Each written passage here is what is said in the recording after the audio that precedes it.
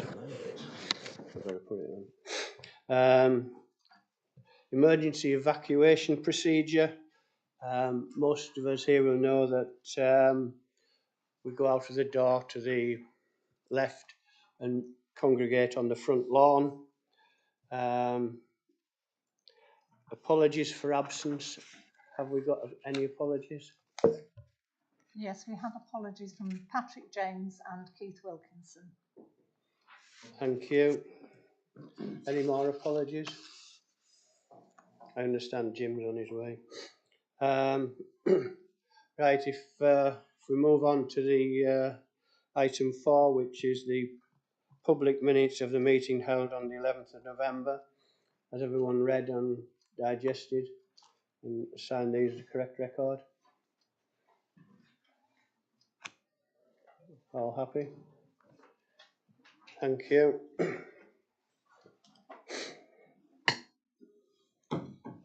Members are reminded that it's their responsibility to declare the nature of any personal, prejudicial or disclosable interest relating to any agenda item immediately prior to its consideration, and are encouraged to complete a written declaration form that is provided on the tables in front of us.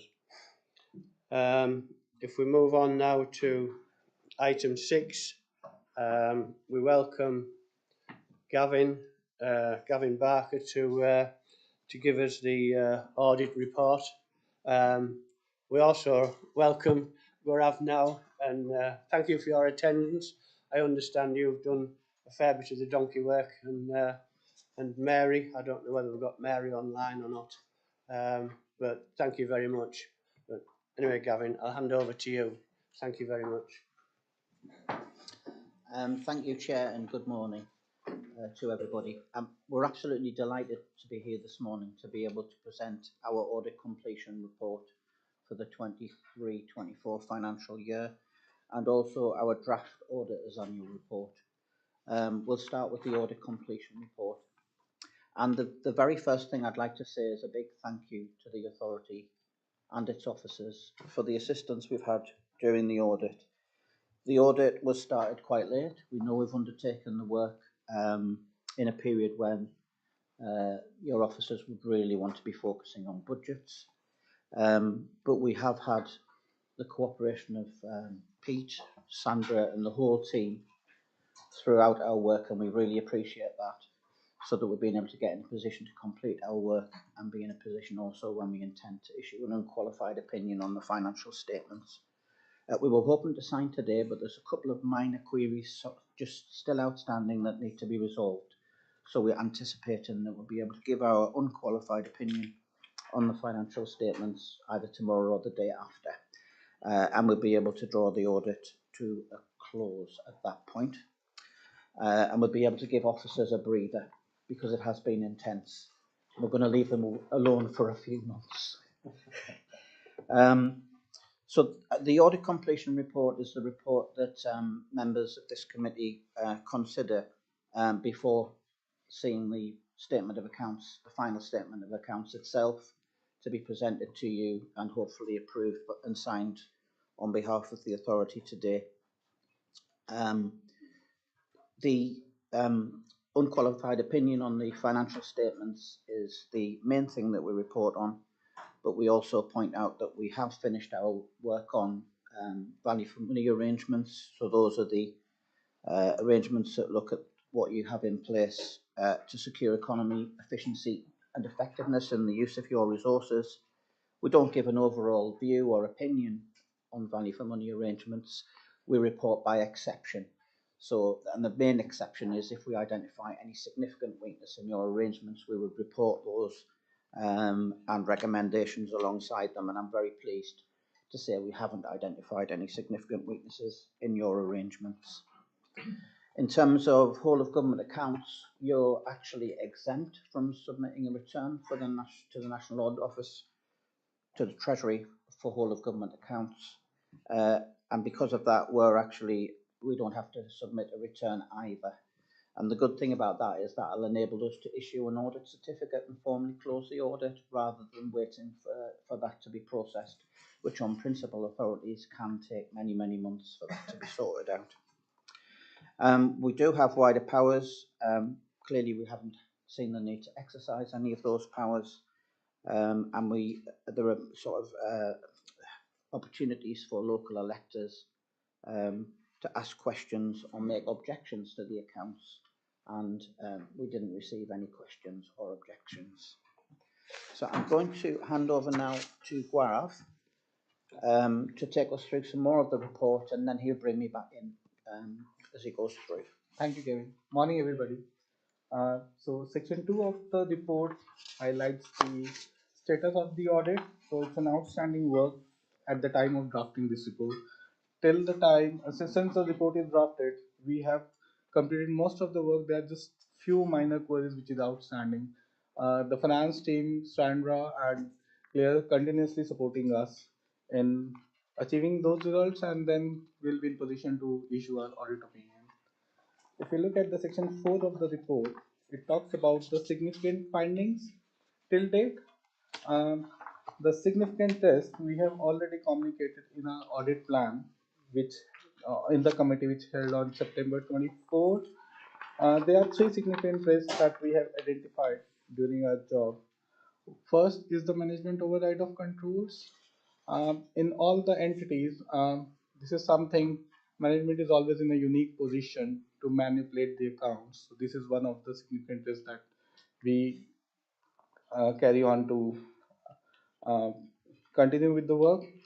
During the work, we have concluded that there is no major issues that we have identified. So we are clear on that significant test. Another one is the defined pension benefit liability and asset. As part of our work, we talked about the IFRIC 14 adjustment, which has a net assets, which has an implication of the net assets on the accounts. We have advised few recommendations on the pension disclosures for the accurate how the pension asset cap has been dealt in the accounts. We also received the IS 19 uh, report from the actuaries and also the assurance from the North Yorkshire Pension Fund. So they have an understatement of 12.8 million of assets. That means the assets of the authority have also understated by 89k. Looking at the work, these are not material, so we have reported this as an unadjusted adjustment in the section 6 of the report. Another risk was the valuation of the property, plant and equipment, including heritage assets. During our audit procedures, we have identified one significant issue from our review. This was the authority had not the accounting requirement of valuing their assets within a span of 5 years.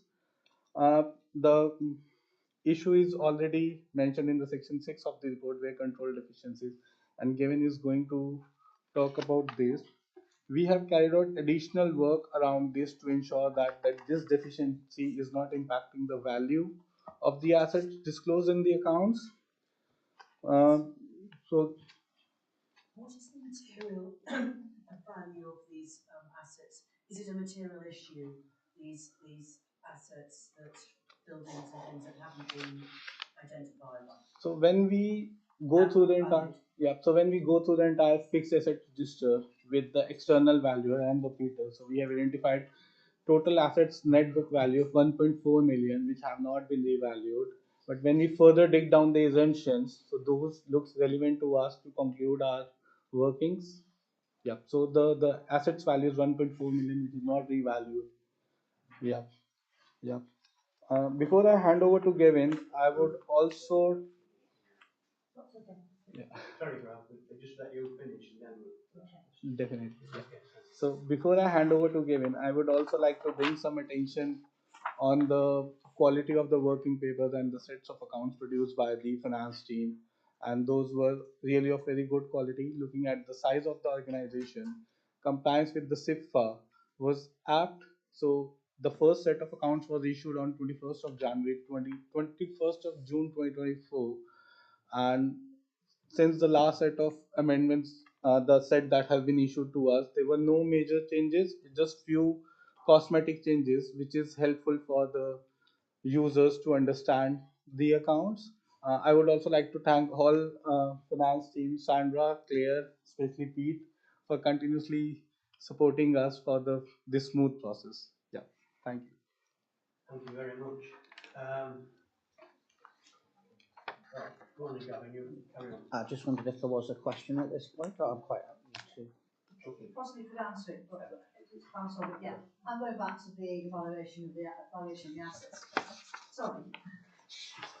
Yeah, you're probably going to go into it, but just obviously every 5 years we haven't valued the assets. I just thought, whether things have changed dramatically, I thought it was right down on machinery was always 25% and then 10% afterwards on anything you bought. Maybe things have changed, but I understood that machinery was written off in that pattern, so it was taken down to worth nothing really. So I presume you're going to explain how that's going to happen, because obviously you can't write something right down to worth nothing, then suddenly put back in, you revalue that machine's actually worth £2,000. It's not worth nothing because you've had it for 10 years, but you're possibly going to explain that.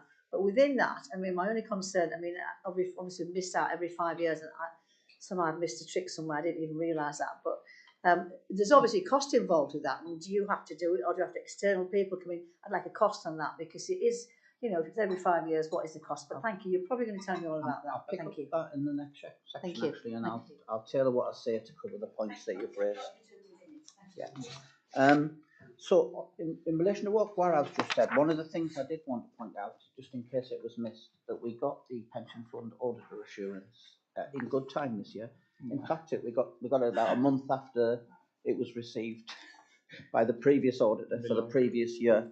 I'm just saying we're now the auditors of the pension fund, so we got it in good time. So because we prioritised that to make sure we could get that sorted early. So the next section of the report is the internal control conclusions, and we did identify a significant deficiency in internal control. We've outlined it in the report. It's not really about the valuations it's not about equipment, it's about land and buildings. And this is a requirement in the CIPFA code that every asset within your portfolio of land and buildings needs to be revalued at least once every 5 years. So the authority's approach over the last 5 years has been to each year get a process undertaken for the most significant assets in the portfolio. There's probably half a dozen, maybe a little more than that you get subject to a revaluation each year. And that's the bulk of your assets that are disclosed in property, plant and equipment and heritage assets. I can't remember if it was between 80 and 90% of your assets are covered by that process. When this issue was identified, we had a discussion with Pete and also the external valuer that we use, and we identified that, as Gaurav said, there was about 1.4 million of assets that not only hadn't been revalued since 2019, the end of March. So the risk that we face as your auditors when we're given an opinion on material, there's no material misstatement of the financial statements, was for those assets, could they have increased by material levels between that period? Because the requirement under the code is that these assets are revalued. So yes, there's still depreciation and everything, but they have to be revalued within that period to bring them up to sort of reflecting current values.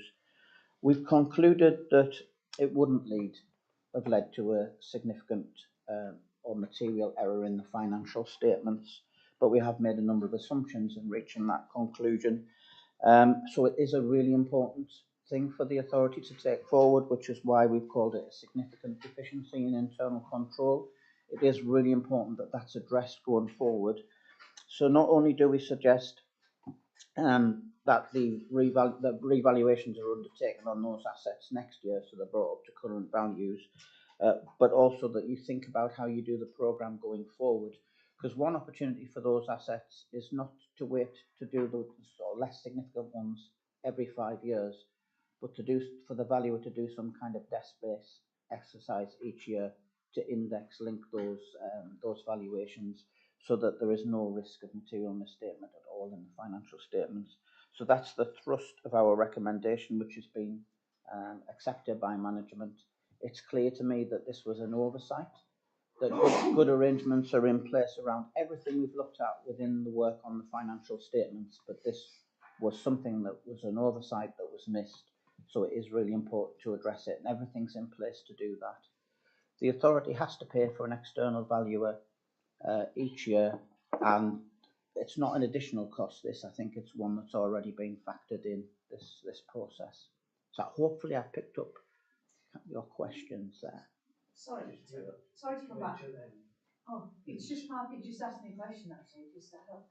Can I just say, but you've put in here potential effects and you've actually included plants and equipment in, that's why I questioned it, but it doesn't matter. But we specified that it's mainly land and buildings. Yeah, well, as I say, that's why. Yeah, okay. Yeah. I was quite happy on the, but it's just that where it was the word and plants Yeah, and equipment. understood. That's the title in the statements. But That's tight enough, thank you. Shall I continue? Yes, please. There's another observation on internal controls. This one's quite important as well. So when you publish your draft statements, when you did that last summer, you didn't include the draft annual governance statement. So the accounts and audit regulations are really clear that when you produce your draft financial statements, it's not just the narrative report that sits at the front of the financial statements. It's not just the statement of accounts. It's also the annual governance statement that needs to be published at that time. Now, the legislation, the statutory basis for this, and the guidance recognises that at the end of May or the sort of middle of June, as it was this year, you might not have gone through your processes for approving the annual governance statement at that point. So it accepts that it would be fine to include a draft annual governance statement. And the idea is that when you publish those draft accounts, those members of the public who should look at them should also be able to see the draft annual governance statement. So we've agreed that that will be done next year, and I think that'll be relatively straightforward for management to do. So that's the other observation on internal control. Just moving on to the misstatements, there were sort of two minor ones that are sort of highlighted in our report. The first one around the pension fund was us actually making an estimate of the potential impact of that undervaluation of assets. So we wouldn't want you to adjust for that. We're really doing that calculation to demonstrate that it wouldn't have a material impact on your financial statements, so it's okay not to adjust. The other one was a relatively minor issue. We've also highlighted in there some disclosure amendments. Not going to sort of highlight any of those specifically today. In terms of value for money arrangements, I'll cover that in the auditor's annual report, which follows on from this report. And just to sort of set out in the appendices, we have the draft management representation letter. That's the letter that we received from the Chief Finance Officer, giving us various assurances about the information that's been provided to us. And that will be provided today when you've sort of approved the financial statements. The draft audit report, I just wanted to highlight in there that we try and make these as readable as possible, but they are still a little bit technical in nature, but that is an entirely clear, a vanilla, if you like, audit report with no exceptions highlighted. So unqualified opinion on the financial statements, no significant weaknesses to report on value for money arrangements, and the proposal to issue a certificate which formally concludes and closes the audit. We've also included an appendix on our independence. It's important to us that we're able to report without fear or favour. We reported on our independence in the audit strategy memorandum. We continue to monitor it. There were no threats to our independence. We think we can carry out our work here and report whatever we find, and we have no fears about doing that. And then the report also covers some things that auditing standards require us to report to you, but there's nothing specifically to draw your attention to. So members, I've concluded our comments on the audit completion report. We've tackled some of the questions as we've gone along, is fine, but if there are further questions, even follow up to previous matters or any comments, we'd be delighted to do our best to respond to those. Thank you, Chair. Thank you. Malcolm, would you like to Yeah, just a detailed point, the assets that you were talking about. But before that, can I just say, I mean, unqualified opinion, that's really good, isn't it? So, I mean, you said how good the staff were in helping you, and thanks to you for doing that. This 1.4 million of assets, can you give some flavour as to what they are? Well, yeah, you check it. I know what to say, but just to come in on that, and just give a little bit of detail around it, just in response to sort of Gavin's presentation as well. Just drawing out the points that we've got a really, really excellent set of accounts with very few adjustments in there, but obviously these one or two issues that have been raised in terms of those controls. I think one of those being fairly straightforward, the annual governance statement, which as per the management response will bring to May, so that it gets published at the same time. And the other one on the assets, so just to be sort of clear about the process that we do is that every year we do a valuation of assets. That's done on a desktop basis where we value, as Gavin said, a large proportion of our material on a full valuation basis.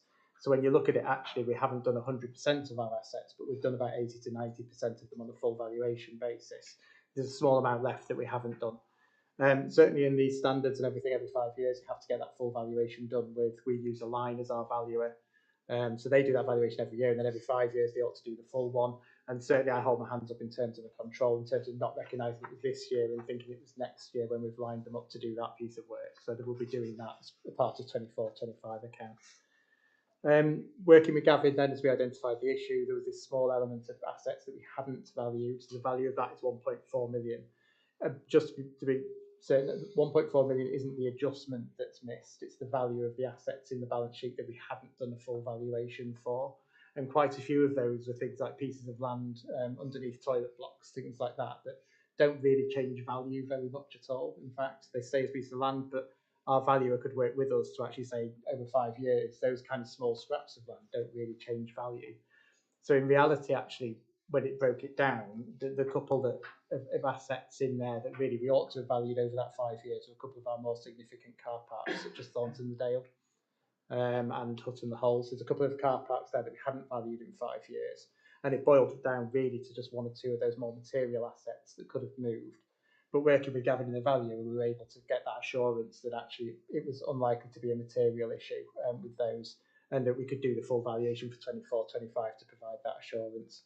So certainly in terms of standards, in terms of operating by the standards, that every 5 years full valuation change is something that we've missed, and we absolutely by the standards ought to have done so. So I think per audit, per the standards, it's absolutely a significant control risk that the management response picks up an appropriate response to that. In terms of overall and the assurance of the financial statements, I think the fact that there's so minimal changes in those at all this year, we've got a fully clean value for money assurance around all of our governance. I wouldn't want that to get lost, because ultimately for a small public sector organisation, the value of our assets and our balance sheets, which we don't hold for investment or any of those purposes, is fairly not insignificant, but to somebody running an organisation's finances, it's not significant from a public sector organisation, because actually the change in valuation in the balance sheets of our property doesn't significantly affect anything as such when it's down to such a minor level. But per the standards, we absolutely need to operate by those. So we're fully accepting it as a significant control issue, but it's not a significant issue in terms of the impact on the financial position of the authority. So I think from my perspective, that's how I see that. And then the rest of the audit being so clean in all those areas that are of absolute financial significance to get right is a real plus for me and the team that worked so hard on them. So I wouldn't want to lose that, but absolutely recognise per the standards and auditing that every 5 years we have to value. It's a significant issue from that perspective. And I would agree entirely with that explanation. Thank you very much. Any more questions? Got our next. Sorry, I have to use mic. Thank you very much for all your hard work. I know there's a couple of points that you need to clarify next day too, and yeah, we're pleased that it's such a good audit, which is commendation for our staff as well as yours. You know, if everything's going well, and yeah, thank you very kindly. Thank you very much. Thank you, Chair. You know, there's one more report for us to cover. Yeah. Shall I do that now? Yes, please. So our other report on the agenda was the draft auditor's annual report, and the reason that that is a draft is because we want to issue it as a final version when we've actually signed the financial statements, be that tomorrow or the next day. So we provided a draft to management, and management's responded to our draft findings. We've got a few areas in there that are highlighted in red, which we'll fill in when we sign the statements. I won't go through the points that are raised on the financial statements because we've covered those in the previous report. So the main focus of this report is on the commentary on value for money arrangements and also the audit fees. And it's always a shame that they come last. Our final sort of reporting point to you is on audit fees. But on the work on value for money arrangements, we look at 3 key areas, which I hope members will agree are really important areas for the work of the authority. We look at financial sustainability, how the authority plans and manages its resources to ensure it can continue to deliver its services. We look at governance, so how the authority ensures that it makes informed decisions and properly manages its risks. And we look at improving economy, efficiency and effectiveness, which is about how the authority uses information about its costs, but also its performance to improve the way it manages and delivers its services. And we have, as I've said earlier, we haven't identified any significant weaknesses or recommendations that are needed. We haven't identified any other recommendations because we do have the ability to give recommendations, not in relation to significant weaknesses, but just other things that we've identified. We haven't got any of those. And we included commentary on your arrangements. So I'll just make a very few words on each area. So on financial sustainability, what we see is the authority managing a challenging financial position as well as it is possible to do so. So you clearly take account of all the issues that you need to take into account when you're considering your budget and your medium-term financial plans. The issue that you face is one that you're well aware of yourselves, and that's the uncertainty, particularly around funding of core grant from the Department for Environment, Food and Rural Affairs. And you've had flat cash for a number of years. That department is under increasing pressure. You're not sure what you're going to get for 25-26. What I will say is you have the flexibility to manage through any challenges that are thrown at you in relation to the DEFRA funding. But I don't want that to sort of suggest that everything is comfortable, because it isn't. Because if you don't get the funding you need, it means you won't be able to do everything that you want to do. Our observation is you're managing through that as well as we could expect any organisation to do in those circumstances. That's financial sustainability. In terms of governance, we see you as having all the arrangements in place that we would expect to see, appropriately tailored to an organisation of your size. So we see everything in place that we would anticipate seeing in relation to governance. We haven't identified any weaknesses in your arrangements. And on improving economy, efficiency and effectiveness, we've sort of made some comments on some of the key areas. What we're particularly impressed with here was your reporting on performance as well as costs. So we see that you monitor performance really closely, and we can see how all your arrangements come together in a cohesive whole. So you have your management plan. Well, it's not your management plan, it's you and your partner's management plan. We see your business plan against that, showing what you want to do as part of delivering the management plan with sort of appropriate milestones in place. We see the budget and the medium-term financial strategy in place to support the delivery of the business plan and the management plan, but recognising the real constraints that might mean you can't do everything you want to do, but you do as best you can, and you prioritise based on those arrangements. And then the risk management process as well, which underpins everything and identifies the risks to what you're doing, some of which you can influence, but more often than not, some of which that are out of your control, you seek to mitigate and put arrangements in place to deal with them, but it's a challenging position. So I've very much summarised there, but I think that's how all of your arrangements come together. We can see that you work very closely with partners, and we can see also that you have appropriate arrangements in place for procurement as well. So no significant weaknesses and hopefully a useful narrative that explains an external view on the arrangements that you have in place. Audit fees.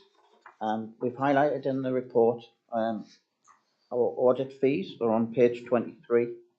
How do I explain these? This is our first year as your auditor. The fees that are highlighted of £41,766 are the scale fee that was published by Public Sector Audit Appointments Limited, because you're part of the national procurement process for your audit. They set the fees. What I didn't realise until recently, but it is in the small print on the PSAA website, I've provided some links to that there, that fee didn't include additional costs in relation to ISA 315, risks of material misstatement, and ISA 240, auditors' responsibilities relating to fraud. But subsequently, PSA have published a table of scales as to what that fee will be in 24-25 before they've applied inflation to that. So on all of our audits, we are now seeking that element in relation to ISA 315 and ISA 240. In your case, PSA has specified the amount as 4,710. So we haven't set the amount, they have. The one that we have set is the additional fees in respect of our review of the authority not completing the revaluation of land and buildings within a 5-year period and the consequences for our audit reporting. We needed to carry out quite a bit of additional work in relation to that. So that's the 3,500. And it wasn't by plan that comes in 49,976, not quite rounded up. That wasn't part of our plan. That's just the way it's come out based on our calculations. And that is the fee that we intend to charge for the 23-24 audit. We haven't done any non-audit work for you. We wouldn't expect to. What I would say around the fees is we PSAA have to approve all fee variations. We don't imagine they'll have any issues with the 4,710 because they've actually set that amount for future years. We don't imagine they'll have any issues with the other one, but that is one that has been set by us and that they will sort of ask questions of us about it. But we think that's a fair and appropriate fee for the additional work that we carried out. So, as I say, always not exactly the way I'm going to have to deal with fees first and then talk about the good news in future. But that's where we're at. That's where we are with this. So again, we're quite happy to take any comments or questions. Chair. Right, thank you. Ellen? Yeah. Yes, thank you very much. Very comprehensive report. Just to it's been really good to see, and apart from that little bit earlier, it's good, easy reading. Just to go back, just add on to efficiencies and the improving efficiency and effectiveness. I mean, just to be noted, under the guidance of Peter, you're well aware that we're going to get a new ICT system to do, not accounting system, which I hope is compatible, access, whatever it is. I can't remember which one we're on now. But, so that will improve.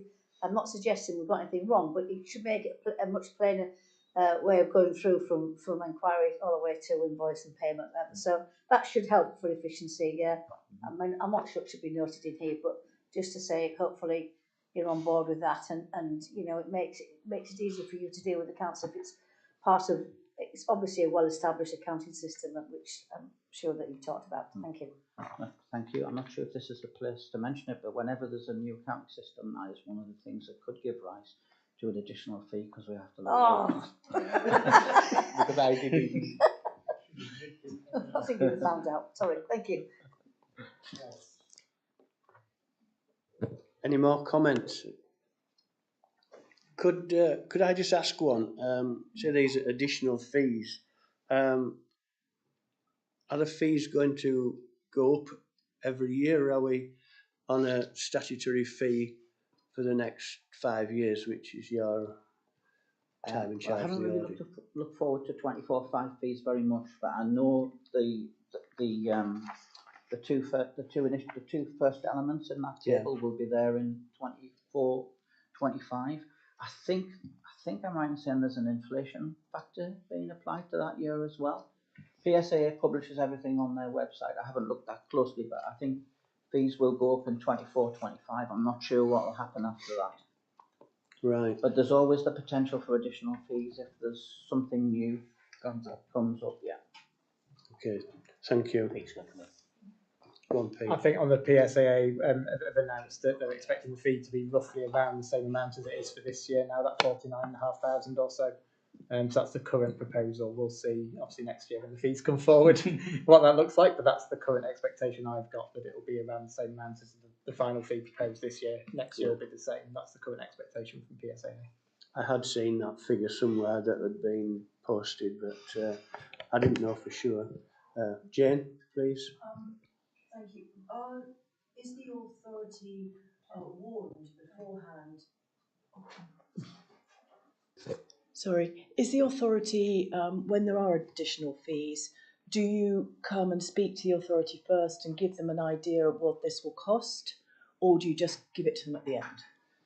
If you're referring to our additional fee for the work we undertook on, because of the urgency of it, we just got on and did the work, and then communicated to Pete, who said that's a bit. At £200. At £200 an hour, that's sort of 17 hours work. So I've sort of divided it between a junior and a partner. So that's what we're looking at. Would that be about correct? I can't sort of say exactly what the hours are, but I've just done it as a... We work on the scales that are set by PSA. Exactly. So I sort of did a junior will be on this, and an accountant. It's very reasonable. Would be doing okay, so it's 70 about that of what it was. Going forward, would you be able to negotiate beforehand, because obviously that's perhaps a better way to do it? We always seek to do that where we can, where we know about something. It's just sometimes a bit difficult when something just comes up, especially with the urgency we had to complete this audit prior to this meeting. But we always seek to communicate them where we can.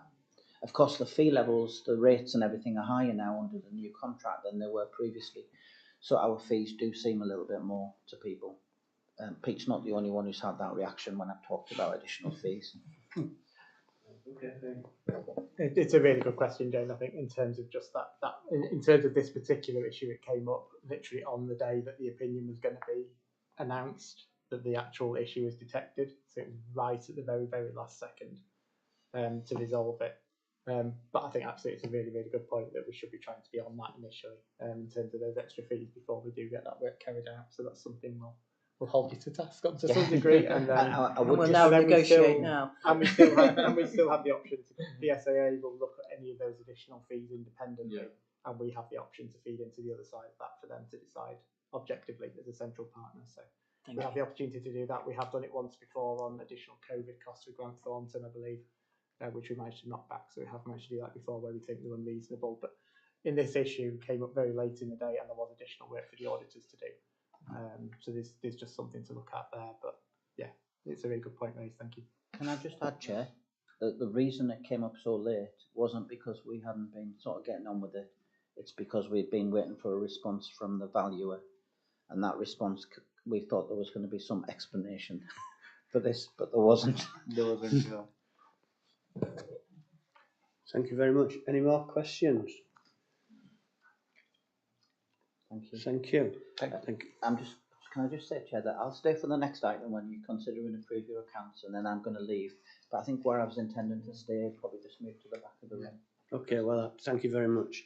Thank you. Is this all right, Pete, if we move the recommendation? Recommendation, ladies and gentlemen, sorry, that members note the auditor's report. All happy? Thank you.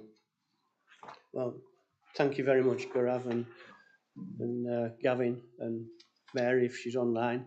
Yes, we're pleased with the report, and thank you very much. And I'm sure all the staff and everyone will work as well together next year as we have this year. Thank you. Thanks. If we can move on to item 7, the financial accounts 23-24 annual governance statement. We'll come to you, Pete. Thank you, Chair. So this, I won't go into too much detail around this, but this is the, we've obviously gone through the audit report, etc., and the issues that have been drawn from the audit.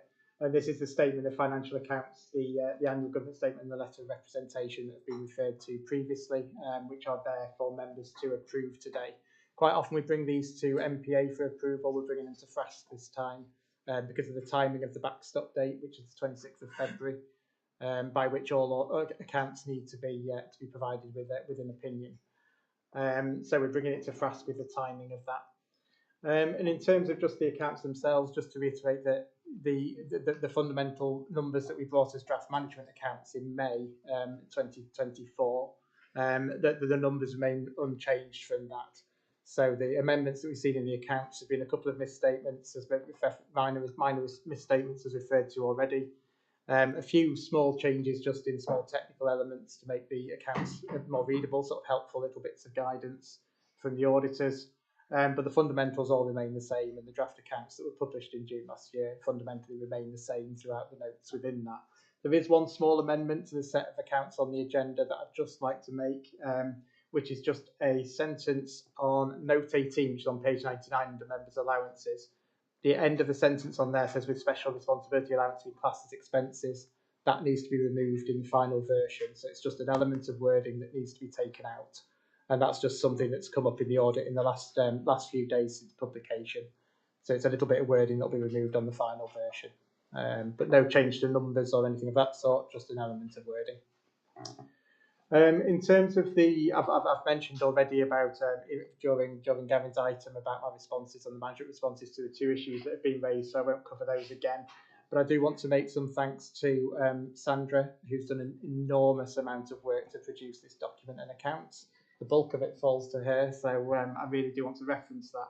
But also to Claire Regglesworth as well, the 2 of them doing an awful amount of responses with the auditors and an awful lot of work with them. So I really want to put on record thanks to them.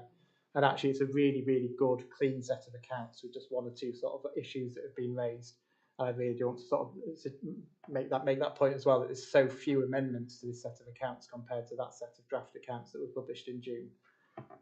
So I think that's a really significant achievement. Really pleased to see that we've got a very clear bill of health on the VFM as well, from Gavin's point of view. So we've got all the right governance in place, etc. So I think, again, that's just a really good bill of health. So things in the authority we've been doing, particularly around things like performance reporting we've been introducing and things of that sort too. And then I just want obviously to put on record my thanks to the auditors. It's the first year from Mazars coming in. I think it's the first time that they've picked up national park audits and some of the quirks that go with national parks as well. And the first year always involves a lot more work than years 2 to 5 as well, because there's a lot of groundwork to do and build that relationship from the beginning. So again, put on record thanks to Gavin and Gaurav, Mary, Charlotte and Tatum, who've all had parts of the work to do from Mazars' side, and really sort of a really good first year in terms of building that relationship for the next 5. So I think that's a really, really good start to that working relationship. It is an intense period. The timing of it has come at the same time as budget and everything else. So in terms of all the guys handling the audit on our side, it's been really full on. But that good working relationship really does help with that from both sides, I think, because with respect to Mazars, we've also got an awful lot on to get to those backstop dates as well, and not just our audit, but others too. So I think just having that working understanding between us has been really, really helpful from both perspectives. So in terms of the accounts, the sort of in terms of the accounts we brought together, you've got the narrative statements at the beginning. That's the bit really to help to understand the numbers for the year, the risks that the authority face, that really kind of public-facing narrative to help understand the accounts. And then the remainder is the financial statements, and then a number of notes and disclosures that we have to make per the standards. So they're all in there. I'm happy to answer any questions, but obviously you've seen that the auditors have gone over the very fine-tooth comb and the results and conclusions that they've brought to the audit. So the recommendation is that FRASC approve the accounts today. There's, as Gavin mentioned, just 1 or 2 minor elements to clear up in the next day or so, which are just a couple of tail ends of minor testing that I'm not expecting to bring any changes. So they'll be completed in the next day or so, but the intention is for the signing of these accounts to happen this afternoon. and I'll apply the signatures of the chair of the authority to the accounts, the chair of the authority and the chief executive to the AGS, the annual governance statement, and I'll sign the letter of representation. So subject to FRASC approving these accounts now, I will apply those signatures this afternoon. Thank you, Pete. That's the recommendation, gentlemen. Ladies, gentlemen, is that just the ladies? Thank you. Any questions? Any questions? Thank you. Well, thank you very much to. The recommendation form. Oh, yeah. I better move the recommendation. The recommendation that members approve the statement of financial accounts and for the financial year ended 31st of March 24 for the documents to be signed as follows, which is the statement of financial accounts, the annual governance statement and the letter of representation. Are all in favour? Thank you very much. Thank you for your attendance. Cheers, Gavin.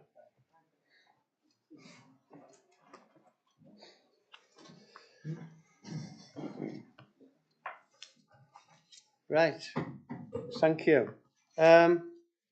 Internal audit. I don't know whether that Ian, are you going to present, keep us up to date? Yeah, I've just got a brief covering paper here, Chair. First of all, I would like to introduce to members Tom Absalom, who's our internal audit manager working for Beritow, and this is the first time that he's been here, so treat him gently as he goes through his report. The report that Tom's going to present to you covers the first two of our planned internal audits this year. He'll come back in May with the annual report and the sweep up on the other two audits. The work on which spilled over into January, but they're just in the process of being finalised. So I'll hand over to Tom and he'll take you through his report. Okay, thanks Ian. Good morning everyone, good morning Chair. Morning. So yeah, this is be presenting this progress report to update you on the two audits that we've completed so far, and we've got another two which, as Ian says, are in progress, which we expect to send out in draft to officers this week. I also wanted to bring to the attention of the committee some developments within the profession around our professional standards as well. So I'll start with the two reports that we've completed. So as you'll see in Appendix A, the two that have been completed are the cybersecurity and main accounting audits. Both of those have been given substantial assurance, which is the highest level of assurance we give, which is obviously very positive. The main accounting audit, we didn't raise any findings, but in that audit we looked at system access to your financial system, bank reconciliations, journals, filements, and the suspense account, and denotes any issues with those areas. With the cybersecurity audit, we looked at governance and risk management arrangements, cybersecurity training and awareness programs for staff, and your IT asset register. There's 4 findings in that area, all of which are moderate, rated as moderate findings. So fairly low level of risk. These are around the need to develop an IT strategy, ensuring that there is an escalation process for staff who haven't completed their cybersecurity training, to ensure compliance, ensuring that any significant changes to the acceptable use policy are notified to staff and that they're required to read it again, so they're aware of any of those changes. And also ensuring that the asset register is brought up to date. So as part of our work, we did identify that the current asset register does have a number of out-of-date items on it, and that the authority could make use of another system to better manage its assets. We've agreed actions with officers to address those issues, and we expect all of them to be addressed by the end of March. The other items I wanted to bring to the committee's attention, so this year, from 1st of April this year, 2025, the public sector internal audit standards will be going, and they'll be replaced with the global internal audit standards and the application note. So it's quite a big change to our professional standards. So we have been responding to those new standards and updating our internal processes. We've just completed a large revision of our internal audit manual, and we will be rolling out training to our team over the next couple of months on those changes. We also expect to update our internal audit charter, and I'll be bringing that to the committee in May. So that's everything. So happy to take any questions. Thank you. Thank you very much. Any questions for Tom on how it's going at the moment, or what you think you might need to know?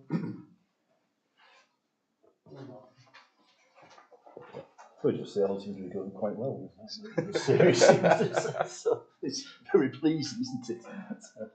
Thank you. Thank you. Nice to reassure us. Well, if there's no more. Yes, not a question, Chair. More an observation that members will recall that cyber security moved right to the top of our risk register last year. We're due to pick up the corporate risk register a little bit later on the agenda. So I think from a management point of view, we're really reassured by the internal audit report in relation to cyber security and the steps that we've taken, but also it's helped us to identify some further improvements that we can make that keep us in a reasonably strong place without being complacent in relation to cyber security. So really appreciate the report in that respect.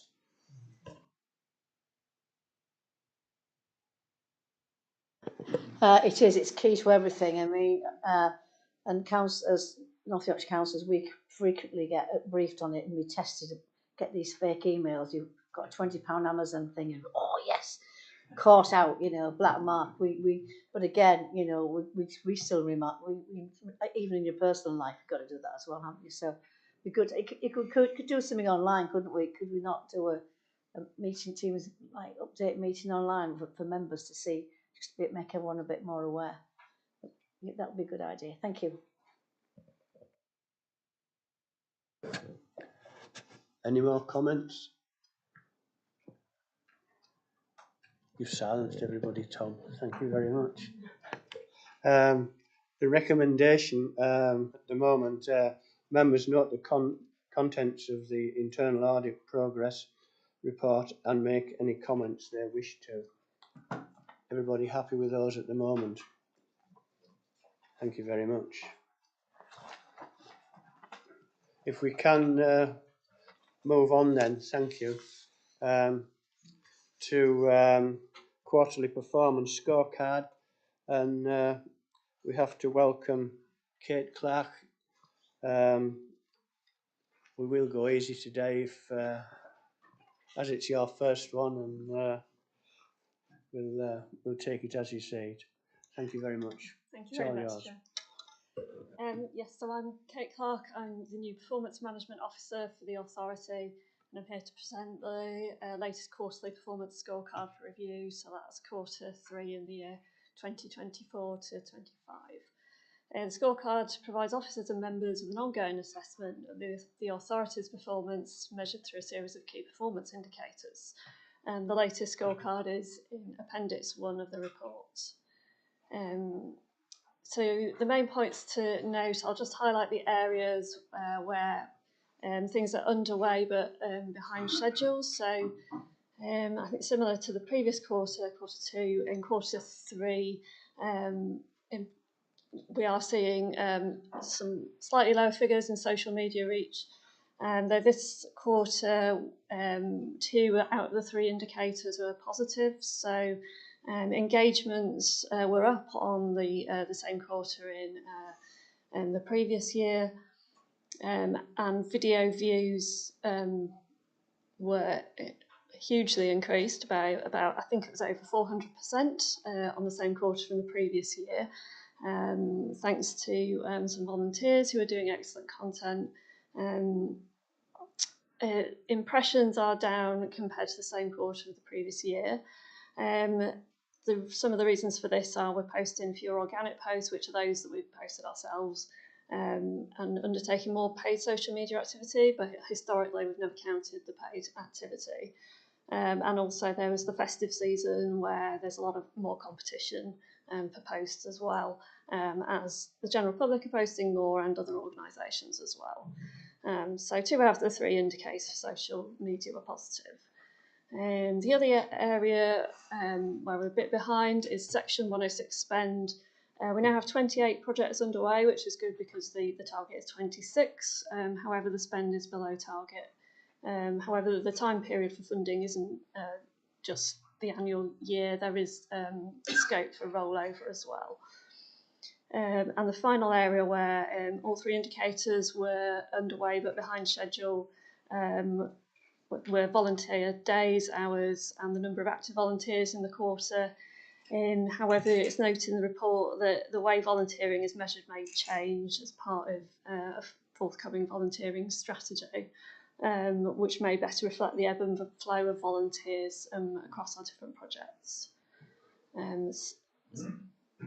So I'd like to open the floor up to any verbal comments from members against the indicators.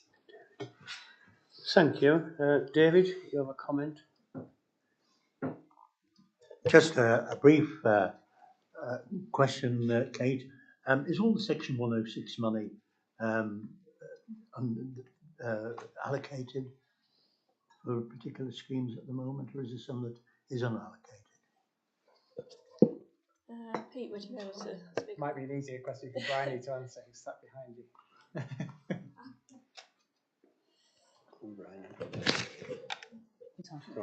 Yeah, thanks, David. All of the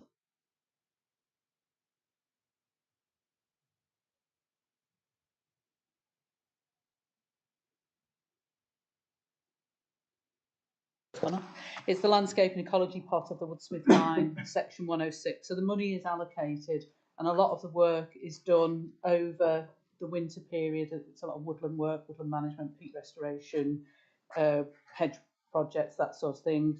So the spend is allocated to be spent, but most of it will be happening over the next sort of quarter, really. Thank you very much. Go on, Jim.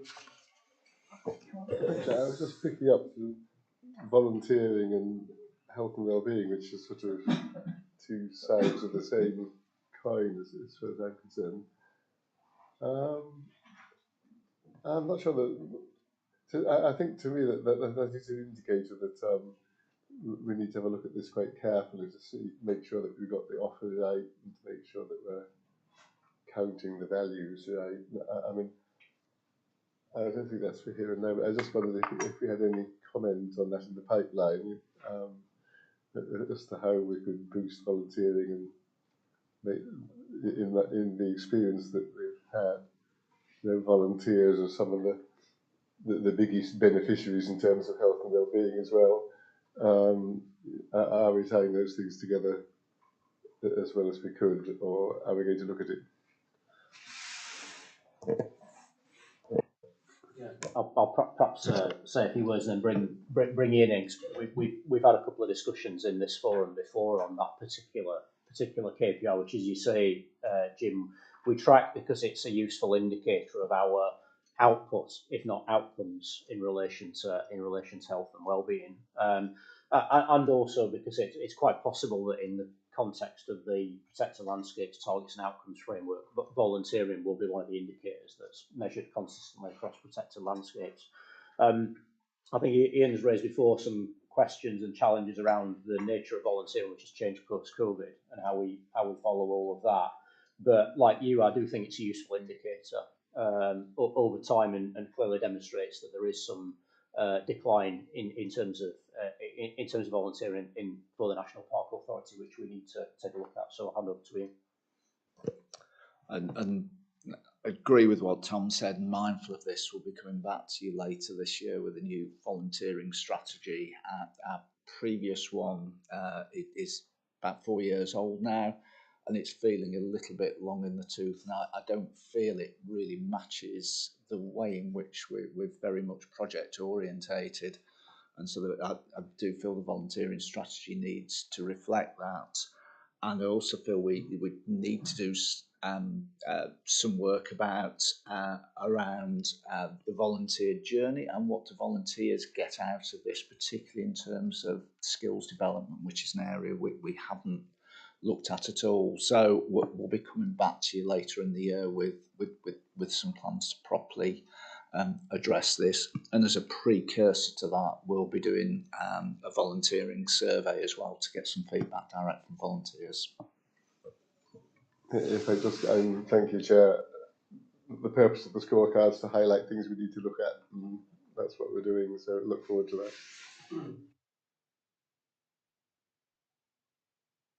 Yes, Jane. Thank you, and appreciate this. Just a question, with us having put that wonderful play area into Danby, I was a little surprised that perhaps we hadn't gained more footfall there. Are there other elements that are perhaps been a factor that are preventing that, if you see what I mean? Because 1,000 more in one point and whatever doesn't seem a huge amount of increase compared to the amount of funding we've put in.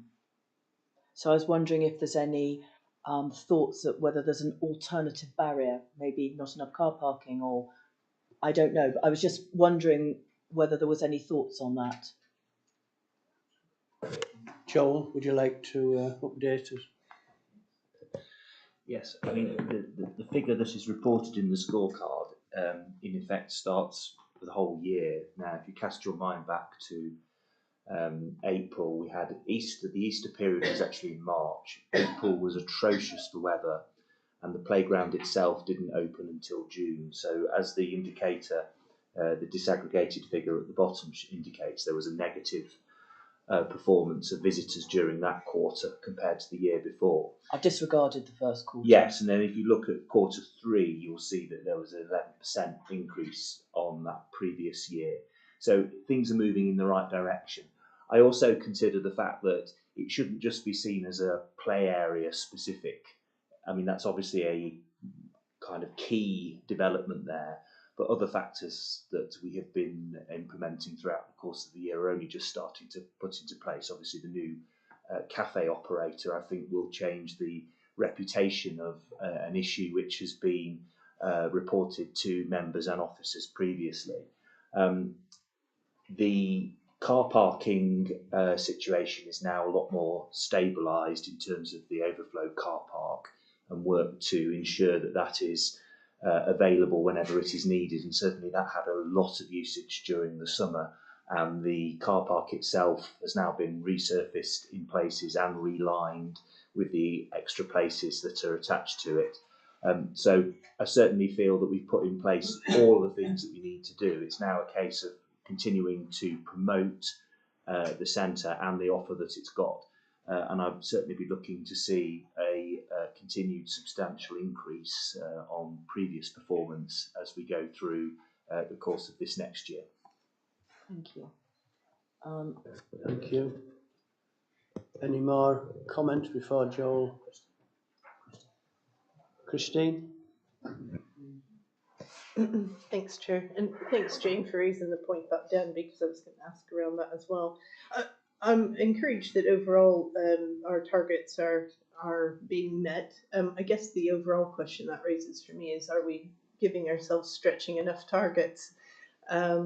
So I suspect there's a regular period of time at which that might be reviewed. So it'd just be good to hear about that. I mean, like I said, great that we're meeting things, but we want to continue to improve in those areas where we can. Thank you. Malcolm? Yeah, just a couple of comments. On section 106, not necessarily for commenting at this stage, Brian, but I mean, again, it's kind of a regular pattern, isn't it? Spending is not quite. I think a few meetings ago we actually did get it moving in the right direction, and spent more than we actually were getting in, but now we're back to underspending. So clearly, it's not something we want to stick with, as it were. I know that there's not a serious issue in that the amount that we've got there is nowhere near the amount where we'd have to start paying things back. But I think just a slight concern there. There's a lot of work to do in the next 3 months. Yeah.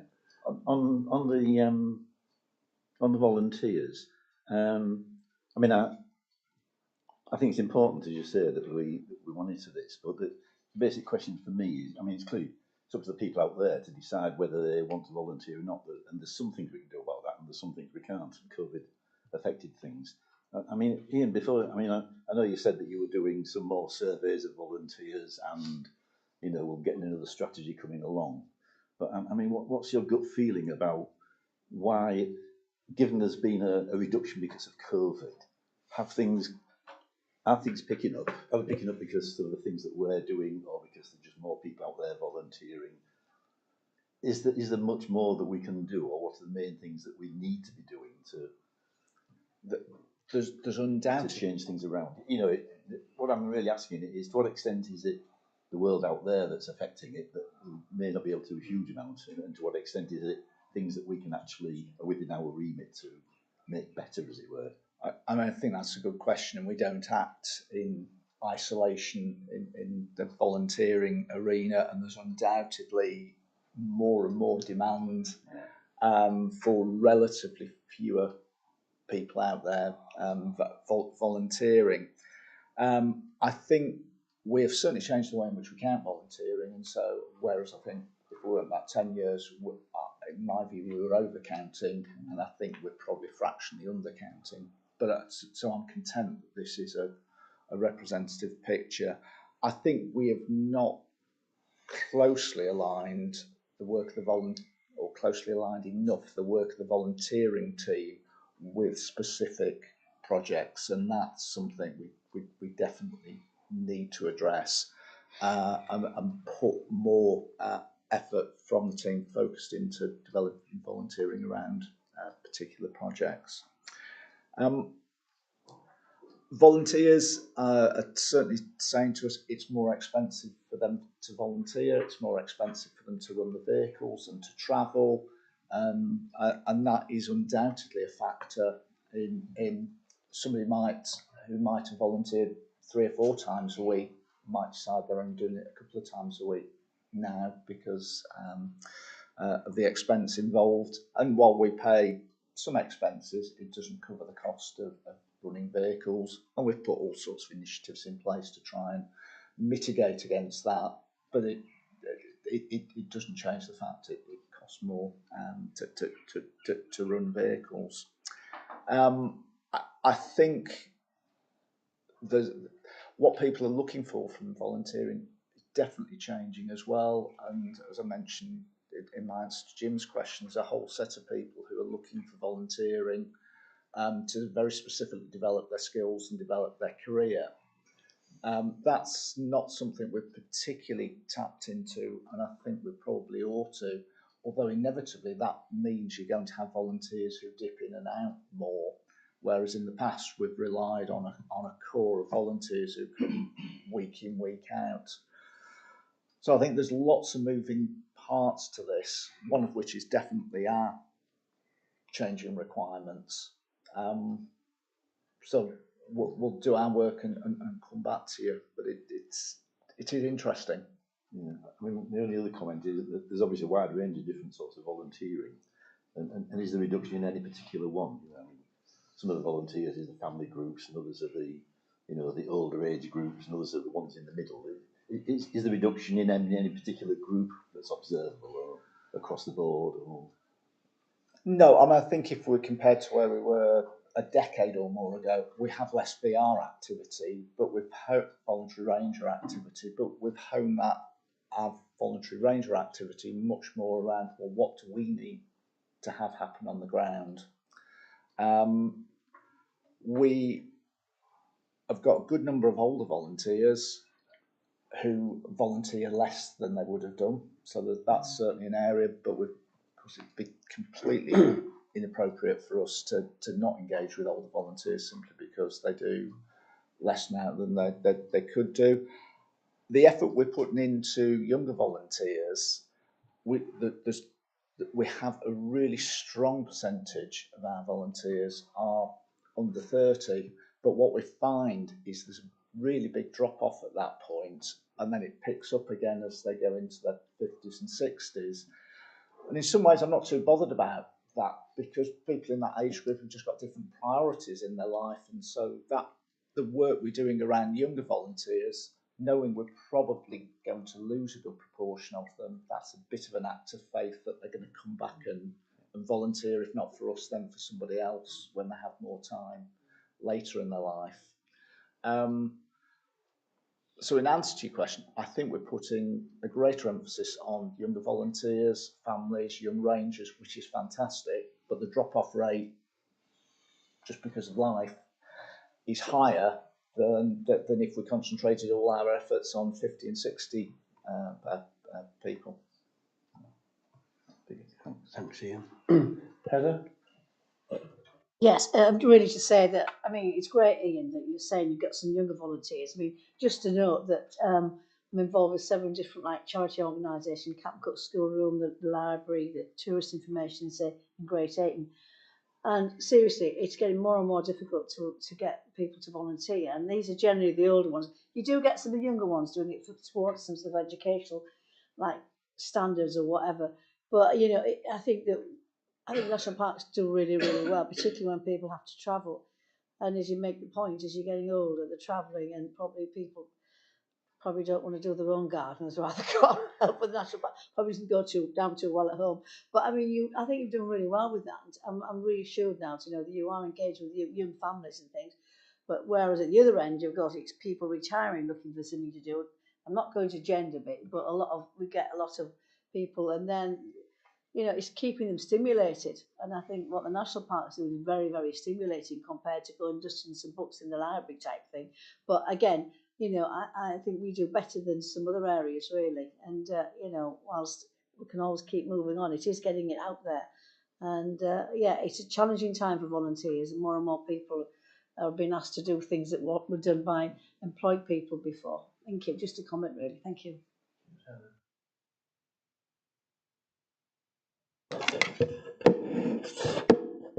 Thank you, Chair. And obviously, this is a topic we return to every time we have RASC. It's very important, and many members feel strongly about it because of the purposes of the national park and the key important role that volunteers play in community generally, and also in protected landscapes. For example, as chair of the Joint Advisory Committee of the Howardian Hills, I have met some of the volunteers who support us, and they are equally passionate about making a difference. And it is such an enjoyable, healthy thing to do for volunteers. I think Ian mentioned that there is a report that's going to come back later this year about volunteering, how to improve it, how to increase the number of volunteers.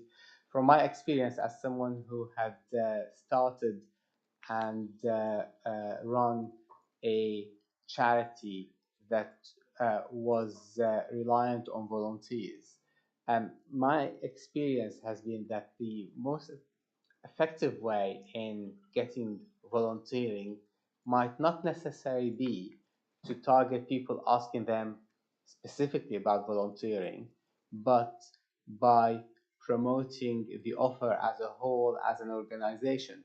So the more successful the organization is, the more interest there is in national parks, for example, or specifically the North York Moors, then the more people are likely to visit the website, find out more about it, wanting to be associated with the national park, and then coming and offering to volunteer without us targeting them for volunteering. Sometimes, having been the subject and the recipient of many requests for volunteering, sometimes it's the other way around. Sometimes by promoting ourselves, and we talked about it in a recent meeting about access and making the national park more available and accessible to people from all backgrounds. And I think we talked about it given the anniversary of I think it was at the NPA meeting, at the anniversary of the Act of the National Parks. So I thought maybe this could feed into the report or the strategy, where as part of the big offer that we have to make our national park more accessible and for more people to come to the North York Moors, then that indirectly, hopefully, will lead to many more volunteers stepping up and making a difference.